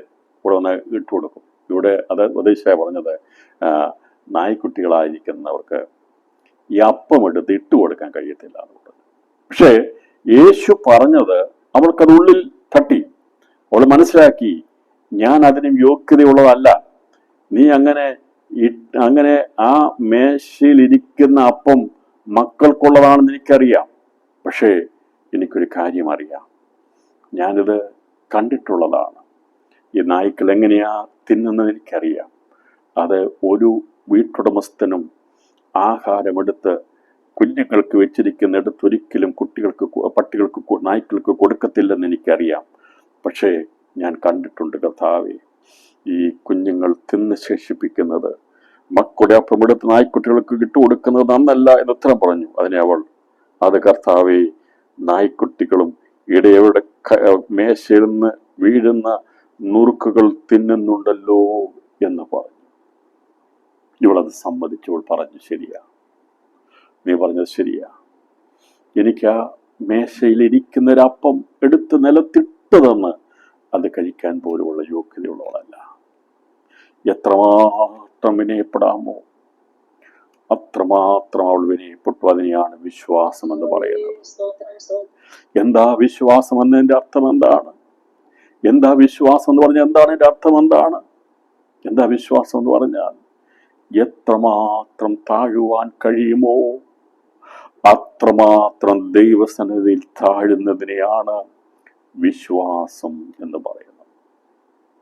വിശ്വാസം എന്നതോ ആശിക്കുന്നതിന്റെ ഉറപ്പും കാണാത്ത കാര്യങ്ങളുടെ നിശ്ചയമാണ്. അത് ശരിയാണ്. പക്ഷേ വിശ്വാസം എന്നത് അത് ദൈവവചനത്തിൽ അങ്ങനെയാണെങ്കിൽ, ഈ വിശ്വാസം പ്രാവർത്തികമാകണമെങ്കിൽ, വിശ്വാസം എന്താണെന്ന് വലുതായ വിശ്വാസം ആകണമെന്ന് മനസ്സിലാകണമെങ്കിൽ, നാം എത്രമാത്രം ദൈവസന്നിധിയിൽ താഴുന്നുവോ അത്രമാത്രമാണ് നമ്മുടെ വിശ്വാസം വലിയതായിട്ടുള്ളത്. ഈ മർമ്മം ഇന്ന് രാത്രിത്വർക്ക് മനസ്സിലായിട്ടുണ്ട്. നമ്മുടെയൊക്കെ എൻ്റെ ഹൃദയത്തെ ഇന്ന് രാത്രി ദൈവാത്മാവ് പിടിച്ചു കുലുക്കുകയാണ്. ഞാനും പലപ്പോഴും വിചാരിക്കും, എൻ്റെ പ്രാർത്ഥന ദൈവം കേൾക്കണം. ഞാൻ വിശ്വാസത്തോടെ ഉപസിച്ച് പ്രാർത്ഥിക്കുന്നുണ്ട്, അത് ചെയ്യുന്നുണ്ട്, ഇത് ചെയ്യുന്നുണ്ട്, എല്ലാം ചെയ്യുന്നുണ്ട്, ദൈവം കേൾക്കണം എന്ന് പറയുമ്പോൾ കഥ പറയും, കുഞ്ഞെ, അതൊക്കെ ശരിയാ. പക്ഷേ വിശ്വാസം എന്നത് കാണാത്ത കാര്യങ്ങൾ, വിശ്വാസം ആശിക്കുന്നതിൽ ഉറപ്പാണ്, കാണാത്ത കാര്യങ്ങൾ നിശ്ചയമാണ്. ഈ സുരവേക്കാര്യത്തിൽ സ്ത്രീക്ക് അറിയാമായിരുന്നു, ആശിക്കുന്നത് ഉറപ്പാണ്, വീടുകൾ നിശ്ചയമാണ്, അത് കാണാതിരിക്കുക. ആശിക്കുന്നതിൽ ഉറപ്പും കാണാത്ത കാര്യങ്ങൾ നിശ്ചയമാണ്. അവർക്കറിയാം ഇത് സംഭവിക്കും. വിശ്വാസം എന്ന് ആശിക്കുന്നതിൽ ഉറപ്പാണ്, കാണാത്ത കാര്യങ്ങളുടെ നിശ്ചയമാണ്. അവൾക്കറിയാമായിരുന്നു ഇത് ഉറപ്പായിട്ടും വിടുതൽ കിട്ടും. അത് എന്ത് ചെയ്യണം? കാണാതിരിക്കുന്ന കാര്യമാണെങ്കിലും നിശ്ചയമായിട്ട് നടക്കുമെന്ന് നമുക്ക് ഉറപ്പുണ്ടായിരുന്നു. ഇന്ന് രാത്രി നമ്മളൊക്കെ കർത്താവിന് വേണ്ടി ഒരുക്കപ്പെടുന്നവരല്ലേ, നമ്മളൊക്കെ പ്രാർത്ഥിക്കുന്നവരല്ലേ.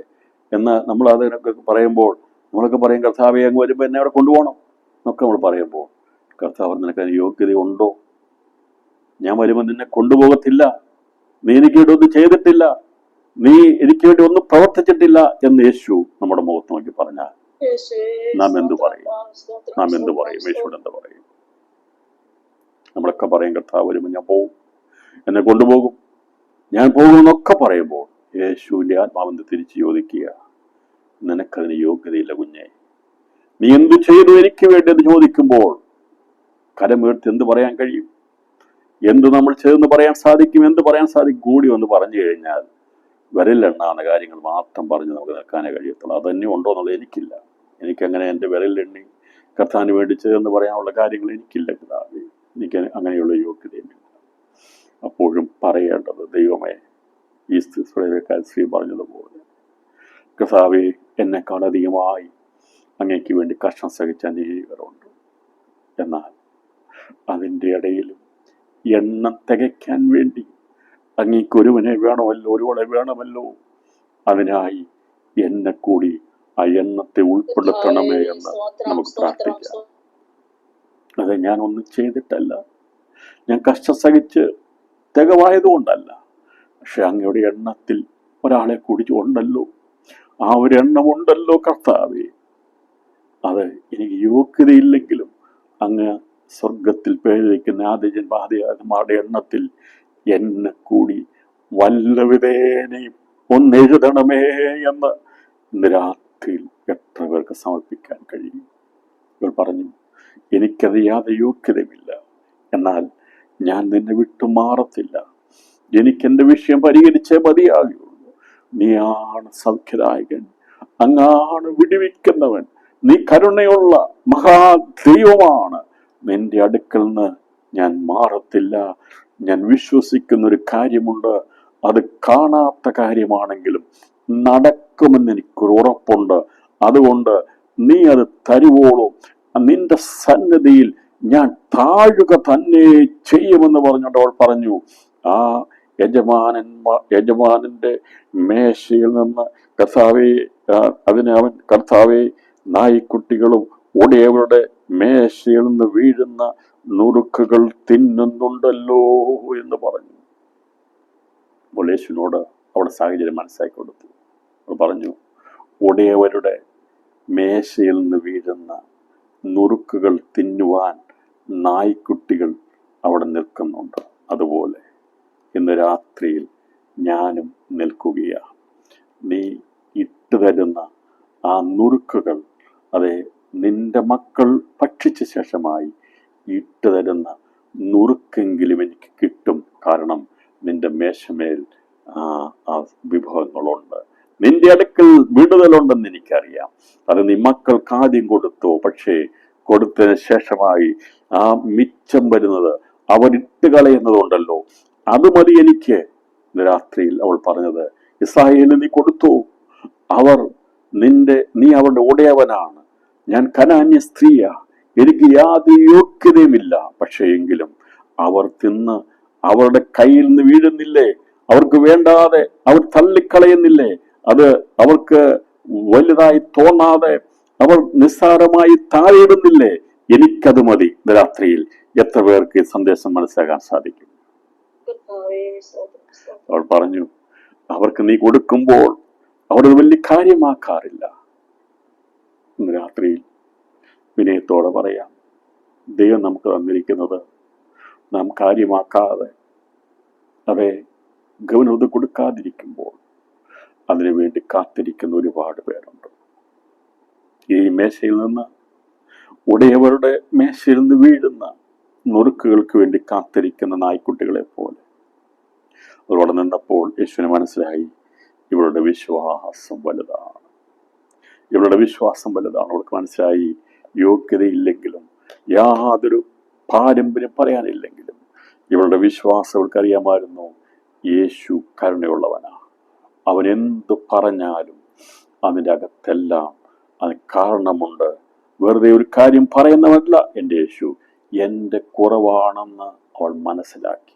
രാത്രിയിൽ നമ്മുടെ കുറവാണ് പ്രിയപ്പെട്ടവരെ നമ്മുടെ അനുഗ്രഹത്തിന് തടസ്സം. അത് തിരിച്ചറിഞ്ഞുകൊണ്ട് അംഗീകരിച്ചുകൊണ്ട് ദൈവസന്നിധിയിൽ വിനയപ്പെടാം. ഇന്ന് രാത്രി ദൈവസന്നിധിയിൽ വിനയപ്പെടുകയാണ്.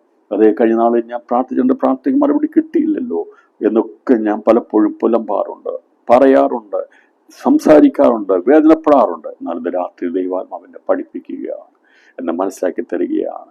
എൻ്റെ അനുഗ്രഹത്തിന് തടസ്സം എന്നിൽ തന്നെ ഉള്ളതാണ്. അത് കർത്താവ് വെളിപ്പെടുത്തിയപ്പോൾ അവൾ അതിനെ അംഗീകരിച്ചു, ചോദ്യം ചെയ്തില്ല. അവൾ പുറകോട്ട് പോയില്ല, വേണ്ട എന്ന് പറഞ്ഞു പോയില്ല.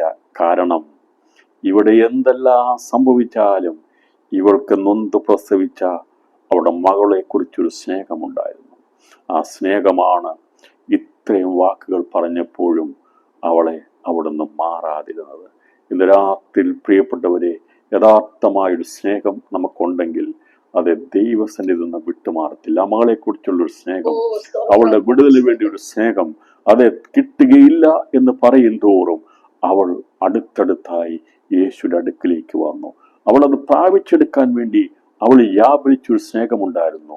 ഈ സ്നേഹം തിരിച്ചറിഞ്ഞ യേശുവിനറിയാമായിരുന്നു ഈ വിഷയം പരിഹരിക്കാതെ, അവളുടെ മകളുടെ വിഷയത്തിന് പരിഹാരമുണ്ടാകാതെ ഇവൾ എന്നെ വിട്ടുപോകത്തില്ല എന്ന് യേശു അറിയാവുന്നതുകൊണ്ട് യേശു അവളോട് കരുണ തോന്നുവാൻ ഇടയായി തീർന്നു. അങ്ങനെ വീഴുന്ന നായ്ക്കുട്ടികൾ തിന്നുന്നുണ്ടല്ലോ എന്ന് പറഞ്ഞു. യേശു അവളോട്, സ്ത്രീയെ, നിന്റെ വിശ്വാസം വലിയത്. മിണ്ടാതിരുന്ന യേശു അല്ലെ, ആദ്യം എങ്ങനെയായിരുന്നത്? മിണ്ടാതിരുന്ന, മൗനമായിട്ടിരുന്ന യേശു. ഇപ്പോൾ യേശു എങ്ങനെയാ അവനോട് സംസാരിക്കുന്നത്?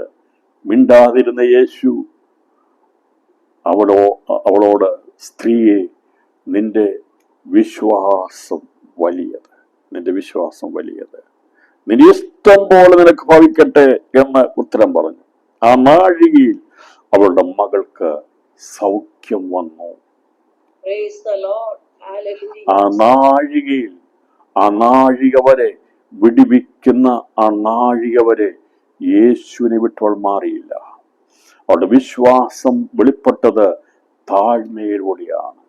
ദൈവസന്നിധി താഴ്ന്നതാണ് വിശ്വാസം വലുതാകുന്നത്. ഇന്നത്തെ പേർക്ക് സന്ദേശം മനസ്സിലായി. നമുക്ക് വിശ്വാസത്തിന്റെ നമുക്കറിയാം, വിശ്വാസം ആശിക്കുന്നവർക്കും കാണാത്ത കാര്യം നിശ്ചയമാണെന്നൊക്കെ പറയുമ്പോൾ അത് നമ്മുടെ ഹൃദയത്തിനകത്ത് നമ്മുടെ ബുദ്ധി കൊണ്ടുള്ള ആലോചനയിൽ വലുതാകുമ്പോൾ എന്താണ് വിശ്വാസം വലിയത്? സ്വരേബക്കാര്യത്തിൽ സ്ത്രീ നമ്മളെ പഠിപ്പിച്ചു തരികയാണ്. എന്താ വിശ്വാസം? എന്താണ് വിശ്വാസം വലിയതാകുന്ന? എങ്ങനെയാ? നാം അനുസരിച്ച് കീഴ്പ്പെട്ട് ദൈവത്തിന്റെ സന്നിധിയിൽ നമ്മുടെ കുറവുകളെ സമ്മതിച്ചുകൊണ്ട് ഏൽപ്പിച്ചു കൊടുത്ത് താഴ്മയോടെ ദൈവസന്നിധി നിൽക്കുന്നതിനെയാണ് വിശ്വാസം വലിയതെന്ന് പറയുന്നത്. കഥ വരുമ്പോൾ പോകണമെങ്കിൽ നമുക്കിതേ ഒരു ആറ്റിറ്റ്യൂഡായിരിക്കണം ഉണ്ടാകേണ്ടത്. ഏത് വിധത്തിലെങ്കിലും യേശു വരുമ്പോൾ അവനോടുകൂടെ പോകണമെങ്കിൽ ഈ ഒരു രീതിയിലുള്ള ഒരു രീതിയിൽ വേണം നമ്മുടെ ജീവിതത്തെ മുമ്പോട്ട് പോകുവാൻ. നമ്മുടെ ശ്വാസമുള്ളിടത്തോളം കാലം കർത്താവിന്റെ വരവേണ്ടി ഒരുക്കപ്പെടുവാൻ, അവന്റെ വരവെങ്കിൽ എടുക്കപ്പെടുവാൻ വേണ്ടി വിനയത്തോടെ ദൈവത്തിലേക്ക് ഏൽപ്പിക്കാം. അത് നമ്മുടെ പാരമ്പര്യമോ നമ്മുടെ കഴിവുകളോ ഒന്നും തന്നെ പറയുവാൻ അവൾക്കില്ലായിരുന്നു. അവൾക്കൊന്നും പ്രശംസിപ്പാനില്ലായിരുന്നു. അവൾ പറഞ്ഞു, യേശു പറഞ്ഞതെല്ലാം അവൾ അംഗീകരിച്ചു. ദൈവം എന്ത് പറഞ്ഞാലും ചോദ്യം ചെയ്യാതെ അനുസരിക്കുവാൻ, അതിനെയാണ് വിശ്വാസം എന്ന് പറയുന്നത്. അവൾ വിശ്വസിച്ചു, അവൾ അതിനെ ഏറ്റെടുത്തു. അവസാനം അവൾ പറഞ്ഞു, ആ നുറുക്കുകളെങ്കിലും തിന്നുവാൻ നീ അനുവദിക്കണമെന്ന് പറഞ്ഞപ്പോൾ യേശു പറഞ്ഞു, നിന്റെ വിശ്വാസം വലിയത്. ആ മിണ്ടാതിരുന്ന യേശു ഇത് പറയാൻ വേണ്ടിയാണ് അന്നേരം അവിടെ മിണ്ടാതിരുന്നത്. അല്ലെങ്കിൽ യേശുവിനെ അവളെ സൗഖ്യമാക്കി വിടാമായിരുന്നു. എന്നാൽ ശിഷ്യന്മാരുടെ മധ്യത്തിൽ അവരെ പറഞ്ഞയക്കണമെന്ന് പറഞ്ഞവരുടെ മധ്യത്തിൽ അവളുടെ വിശ്വാസത്തെ ദൈവം വെളിപ്പെടുത്തി അവളുടെ വിഷയത്തിന് പരിഹാരം കൊടുത്തുകൊണ്ടാണ് അവളെ പറഞ്ഞയച്ചതെങ്കിൽ ഇന്ന് രാത്രിയിൽ പ്രിയപ്പെട്ടവരെ, നമ്മുടെ കർത്താവ് നമ്മളെ വെറുകൈയായിട്ട് അയക്കത്തില്ല. അതേ, ആരും നിന്നെ മാറ്റിവിടാമായിരിക്കാം, അതേ ഒഴിവാക്കി വിടാൻ വേണ്ടി ശ്രമിക്കുമായിരിക്കും. പക്ഷെ നസ്രായ എന്നൊരിക്കലും വെറും കൈയായിട്ട് അവന്റെ അടുക്കൽ വരുന്നവരെ അയക്കത്തില്ല. അത് തന്നെയാണ് 14-ാം അധ്യായത്തിൽ പറയുന്നത്. വേഗത്തിൽ വായിച്ച് അവസാനിപ്പിക്കാം. ഈ സ്ഥലം 14-ാം അധ്യായം അതിന്റെ 14-ാമത്തെ വാക്യം. അവൻ വന്നു വലിയ പുരുഷാരത്തെ കണ്ടു. അവരിൽ മനസ്സലിഞ്ഞ് അവരുടെ രോഗികളെ സൗഖ്യമാക്കി. വൈകുന്നേരമായപ്പോൾ ശിഷ്യന്മാർ അവരുടെ അടുക്കൽ ചെന്നു, ഈ സ്ഥലം മരുഭൂമിയല്ലോ, നേരവും വൈകി. പുരുഷാരം ഗ്രാമങ്ങളിൽ പോയി ഭക്ഷണ സാധനങ്ങൾ കൈക്കൊള്ളേണ്ടതിന് അവരെ പറഞ്ഞയക്കണം എന്ന് പറഞ്ഞു. യേശു അവരോട്, അവർ പോകുവാൻ ആവശ്യമില്ല എന്ന് പറഞ്ഞു. നിങ്ങൾ അവർക്ക് ഭക്ഷിപ്പാൻ കൊടുപ്പീൻ എന്ന് പറഞ്ഞു. ഇവര് പറഞ്ഞു പറഞ്ഞയക്കണം. ഇവര് ആവശ്യത മനസ്സിലാക്കി. കർത്താവ് ഒരു പക്ഷേ അറിയത്തില്ലായിരിക്കും എന്നാ വിചാരിച്ചു. ശുശ്രൂഷകളാൽ വളരെ ബന്ധപ്പെട്ടിരിക്കുന്നോട് വിചാരിച്ചു, നേരം വൈകുന്നു, ഇനി മരുഭൂമിയാ, ഒന്നും കിട്ടത്തില്ല, ഇത്രയും പുരുഷാരം പട്ടിണിയായി കഴിഞ്ഞാൽ ആകെപ്പാട് പ്രശ്നമായി തീരും, ഇവർക്ക് ആഹാരം ഇല്ലാതെ വരും. കുറച്ച് കഴിയുമ്പോൾ മീറ്റിംഗ് എല്ലാം പിരിച്ചു വിട്ട് കഴിയുമ്പോൾ വിശന്ന് കഴിയുമ്പോൾ അവിടെ കലഹമുണ്ടാകും. അതുകൊണ്ട് ഇവർ നേരത്തെ പറഞ്ഞു. ഇവർക്കറിയാം, ഇവര് നല്ല ബുദ്ധിയുള്ളവരാ, കാര്യങ്ങളെ മനസ്സിലാക്കിയെടുക്കുന്നവരാ.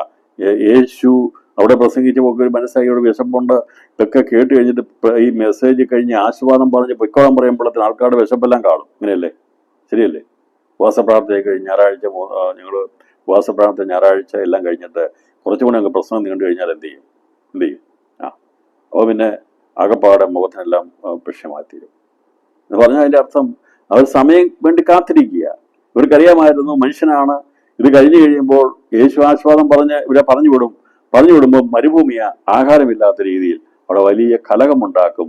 അതുണ്ടാകാതിരിക്കാൻ വേണ്ടി ഇവർ വന്ന് ആദ്യമേ ഇവരെ യേശുവിനടുക്ക് വന്ന് പറയും, ബുദ്ധി പറയുക, കർത്താവേ നേരം വൈകുന്നുണ്ട്, ഇവരെ പറഞ്ഞയക്കണം കൊണ്ടോ, പറഞ്ഞയച്ചില്ലെങ്കിൽ മരുഭൂമിയ ആകപ്പാടെ പിന്നെ ഒരു പ്രശ്നമായിരിക്കും. അതുകൊണ്ട് ഇവരെ പറഞ്ഞയക്കണം. കർത്താവ് പറഞ്ഞു, എനിക്ക് നേരത്തെ അറിയാം കുഞ്ഞുങ്ങളെ, ഇവരെ പറഞ്ഞയക്കാൻ നിങ്ങൾ പറയുമെന്ന് എനിക്കറിയാം, പക്ഷേ ഇവരെ പറഞ്ഞയക്കേണ്ട, ഇവർക്ക് നിങ്ങൾ ആഹാരം കൊടുത്തോളാൻ പറഞ്ഞു. ഇന്ന് രാത്രിയിൽ ദൈവാത്മാവ് നമ്മളോട് ദൂത് പറയുക. അത് ഏതെങ്കിലും വിഷയം പരിഹരിക്കപ്പെടാൻ വേണ്ടി നാം ദൈവസ്ഥനിൽ പറഞ്ഞു കഴിഞ്ഞാൽ കർത്താവ് പറയും, അതിന്റെ പരിഹാരം നീ തന്നെ നടത്തിക്കൊള്ളാൻ പറയും.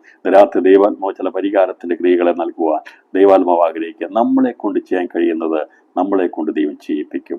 അത് എനിക്കൊണ്ട് കഴിയത്തില്ല എന്ന് പറഞ്ഞ് നമുക്ക് അസാധ്യമായി കർത്താവെ പറഞ്ഞയക്കണമെന്ന് പറഞ്ഞപ്പോൾ കർത്താവ് പറഞ്ഞു, അതിൻ്റെ ആവശ്യമില്ല, നിങ്ങൾ തന്നെ അവർക്ക് ആഹാരം കൊടുപ്പിൻ എന്ന് പറഞ്ഞ് അവരെ ശുശ്രൂഷയിലേക്ക് കൊണ്ടുവന്നു. ഈ ശിഷ്യന്മാർക്ക് എങ്ങനെ പറഞ്ഞയക്കണമെന്നായിരുന്നു. പക്ഷേ കർത്താവ് വെറും കൈയോടെ പറഞ്ഞയക്കുന്നവരല്ല. ഇന്ന് രാത്രി കണ്ണടയ്ക്കാം, ദൈവസ്ഥനിൽ പ്രാർത്ഥിക്കാം. ഒരുപക്ഷെ പ്രാർത്ഥിക്കുന്നവർക്ക് കുറച്ച് കഴിയുമ്പോൾ പ്രാർത്ഥനയുടെ ശബ്ദം നീ പിന്നെയും ചോദിക്കുമ്പോൾ അവരെ എങ്ങനെയും ഒഴിവാക്കാൻ വേണ്ടി പ്രാർത്ഥിച്ചോളാം ആൻറ്റി, അല്ലെങ്കിൽ പ്രാർത്ഥിച്ചോളാം സഹോദര എന്ന് പറഞ്ഞുകൊണ്ട് നാം ഒഴിവാക്കുവാൻ, അല്ലെങ്കിൽ മനുഷ്യർ അത് ഒഴിവാക്കാൻ വേണ്ടി ശ്രമിക്കുമ്പോൾ യേശു അങ്ങനെ ഒഴിവാക്കുന്നവനല്ല. അവൻ നമ്മളെ കേൾക്കുന്നവനാ, നമുക്ക് വേണ്ടി പ്രവർത്തിക്കുന്നവനാ. എന്ത് ചെയ്യണമെന്ന്, മരുഭൂമിയാണെന്നും സന്ധ്യയാകുമെന്നും അവിടെ ആഹാരം ഉണ്ടാകത്തില്ലെന്നും ഇവരെ വെറുതെ അയക്കത്തില്ലെന്നും ദൈവത്തിന് നേരത്തെ അറിയാമായിരുന്നു. പക്ഷേ യേശുവിന്റെ പ്രവൃത്തികൾ അറിയാത്തത് കൊണ്ടാണ് അവർ ചോദിച്ചത്. അവിടെ കർത്താവ് നിങ്ങൾക്ക് എന്തോ ഉണ്ടെന്ന് ചോദിച്ചപ്പോൾ ആ നേരത്തെ കർത്താവ് മുന്നമേ കണ്ടിരുന്നു. ഇന്ന് രാത്രിയിൽ നമ്മളെ കർത്താവ് കാണുന്നുണ്ട്. പലരും വെറും കൈയായി പറഞ്ഞയക്കുവാൻ വേണ്ടി ശ്രമിച്ച പല സ്ഥലങ്ങളിൽ കർത്താവ് നമ്മെ വെറും കൈയായി പറഞ്ഞയക്കാതെ നമുക്ക് സമൃദ്ധിയായി തന്ന ദൈവത്തിനായി ഇന്ന് രാത്രി സ്തോത്രം ചെയ്യാം. ആ സുരേബക്കാരത്തെ സ്ത്രീയുടെ വിശ്വാസം പോലെ അത് ഓരോ കാര്യങ്ങൾ നടക്കാതിരിക്കുമ്പോഴും 7 മടങ്ങ് തീയുടെ ചൂട് വർദ്ധിക്കും തോറും അവർ വിശ്വാസത്തിന് മാറിയില്ല. 1 മടങ്ങല്ല, 7 മടങ്ങ് തീയുടെ ചൂട് വർദ്ധിച്ചപ്പോഴും അവര് സ്നേഹത്തിൽ നിന്ന് മാറിയില്ല, ദൈവസ്നേഹത്തിൽ നിന്ന് മാറിയില്ല. അതിനെയാണ് വിശ്വാസം എന്ന് പറയുന്നത്. പ്രതികൂലങ്ങൾ വർദ്ധിക്കുമ്പോൾ, പ്രശ്നങ്ങൾ വർദ്ധിക്കുമ്പോൾ, മറുപടി കിട്ടാതിരിക്കുമ്പോൾ നാം ദൈവസ്ഥനിൽ വിനയപ്പെട്ട് താഴ്ത്തി നമ്മൾ ആരാധിച്ച് ദൈവത്തെ മഹത്വപ്പെടുത്തി എൻ്റെ ദൈവം എനിക്ക് വേണ്ടി പ്രവർത്തിക്കും, അവൻ എന്നെ കൈവിടുകയില്ലെന്നുള്ള ഉറച്ച വിശ്വാസത്തോടെ ഇന്ന് രാത്രിയിൽ ഈ വർഷത്തിന്റെ 3-ാം മാസത്തിലെ ഉപവാസ പ്രാർത്ഥനയിൽ നമുക്ക് ദൈവത്തോട് പറയാം, എൻ്റെ കർത്താവ് എൻ്റെ പ്രാർത്ഥന കേൾക്കും, അവൻ എനിക്ക് വേണ്ടി പ്രവർത്തിക്കും, അവൻ എനിക്ക് വേണ്ടി സംസാരിക്കും, അവൻ എനിക്ക് വേണ്ടി ഇടപെടും. അവൻ അസാധ്യമായിട്ടൊന്നുമില്ല. ഞാൻ സംസാരിക്കുന്നത് ജീവനുള്ള ദൈവത്തോടാ. അവൻ അല്പസമയം മൗനമായിട്ടിരുന്നാലും അവൻ എനിക്ക് വേണ്ടി സംസാരിക്കും. എൻ്റെ ഹൃദയത്തിലെ വിഷയങ്ങളെ അറിഞ്ഞുകൊണ്ട് നിന്റെ വിശ്വാസം വലിയതെന്ന് പറഞ്ഞുകൊണ്ട് ദൈവം ദിവസങ്ങളിൽ വലിയ കാര്യങ്ങളെ ചെയ്യാൻ പോകുന്നതിനായി ദൈവത്തിന് സ്തോത്രം ചെയ്യാം. പ്രയർ ലൈൻ മിനിസ്ട്രിയിൽ ദൈവം വൻ കാര്യങ്ങളെ ചെയ്യാൻ പോകുന്നതിനായി, ദൈവത്തിന്റെ ആത്മാവ് ഇടപെടാൻ പോകുന്നതിനായി, വിശ്വാസം വലിയതെന്ന് വെളിപ്പെടുത്തി ദൈവാത്മാവ് ചെയ്തെടുക്കാൻ പോകുന്ന വലിയ പ്രവൃത്തികൾക്കായി ഞാൻ ദൈവത്തിന് സ്തോത്രം ചെയ്യുന്നു.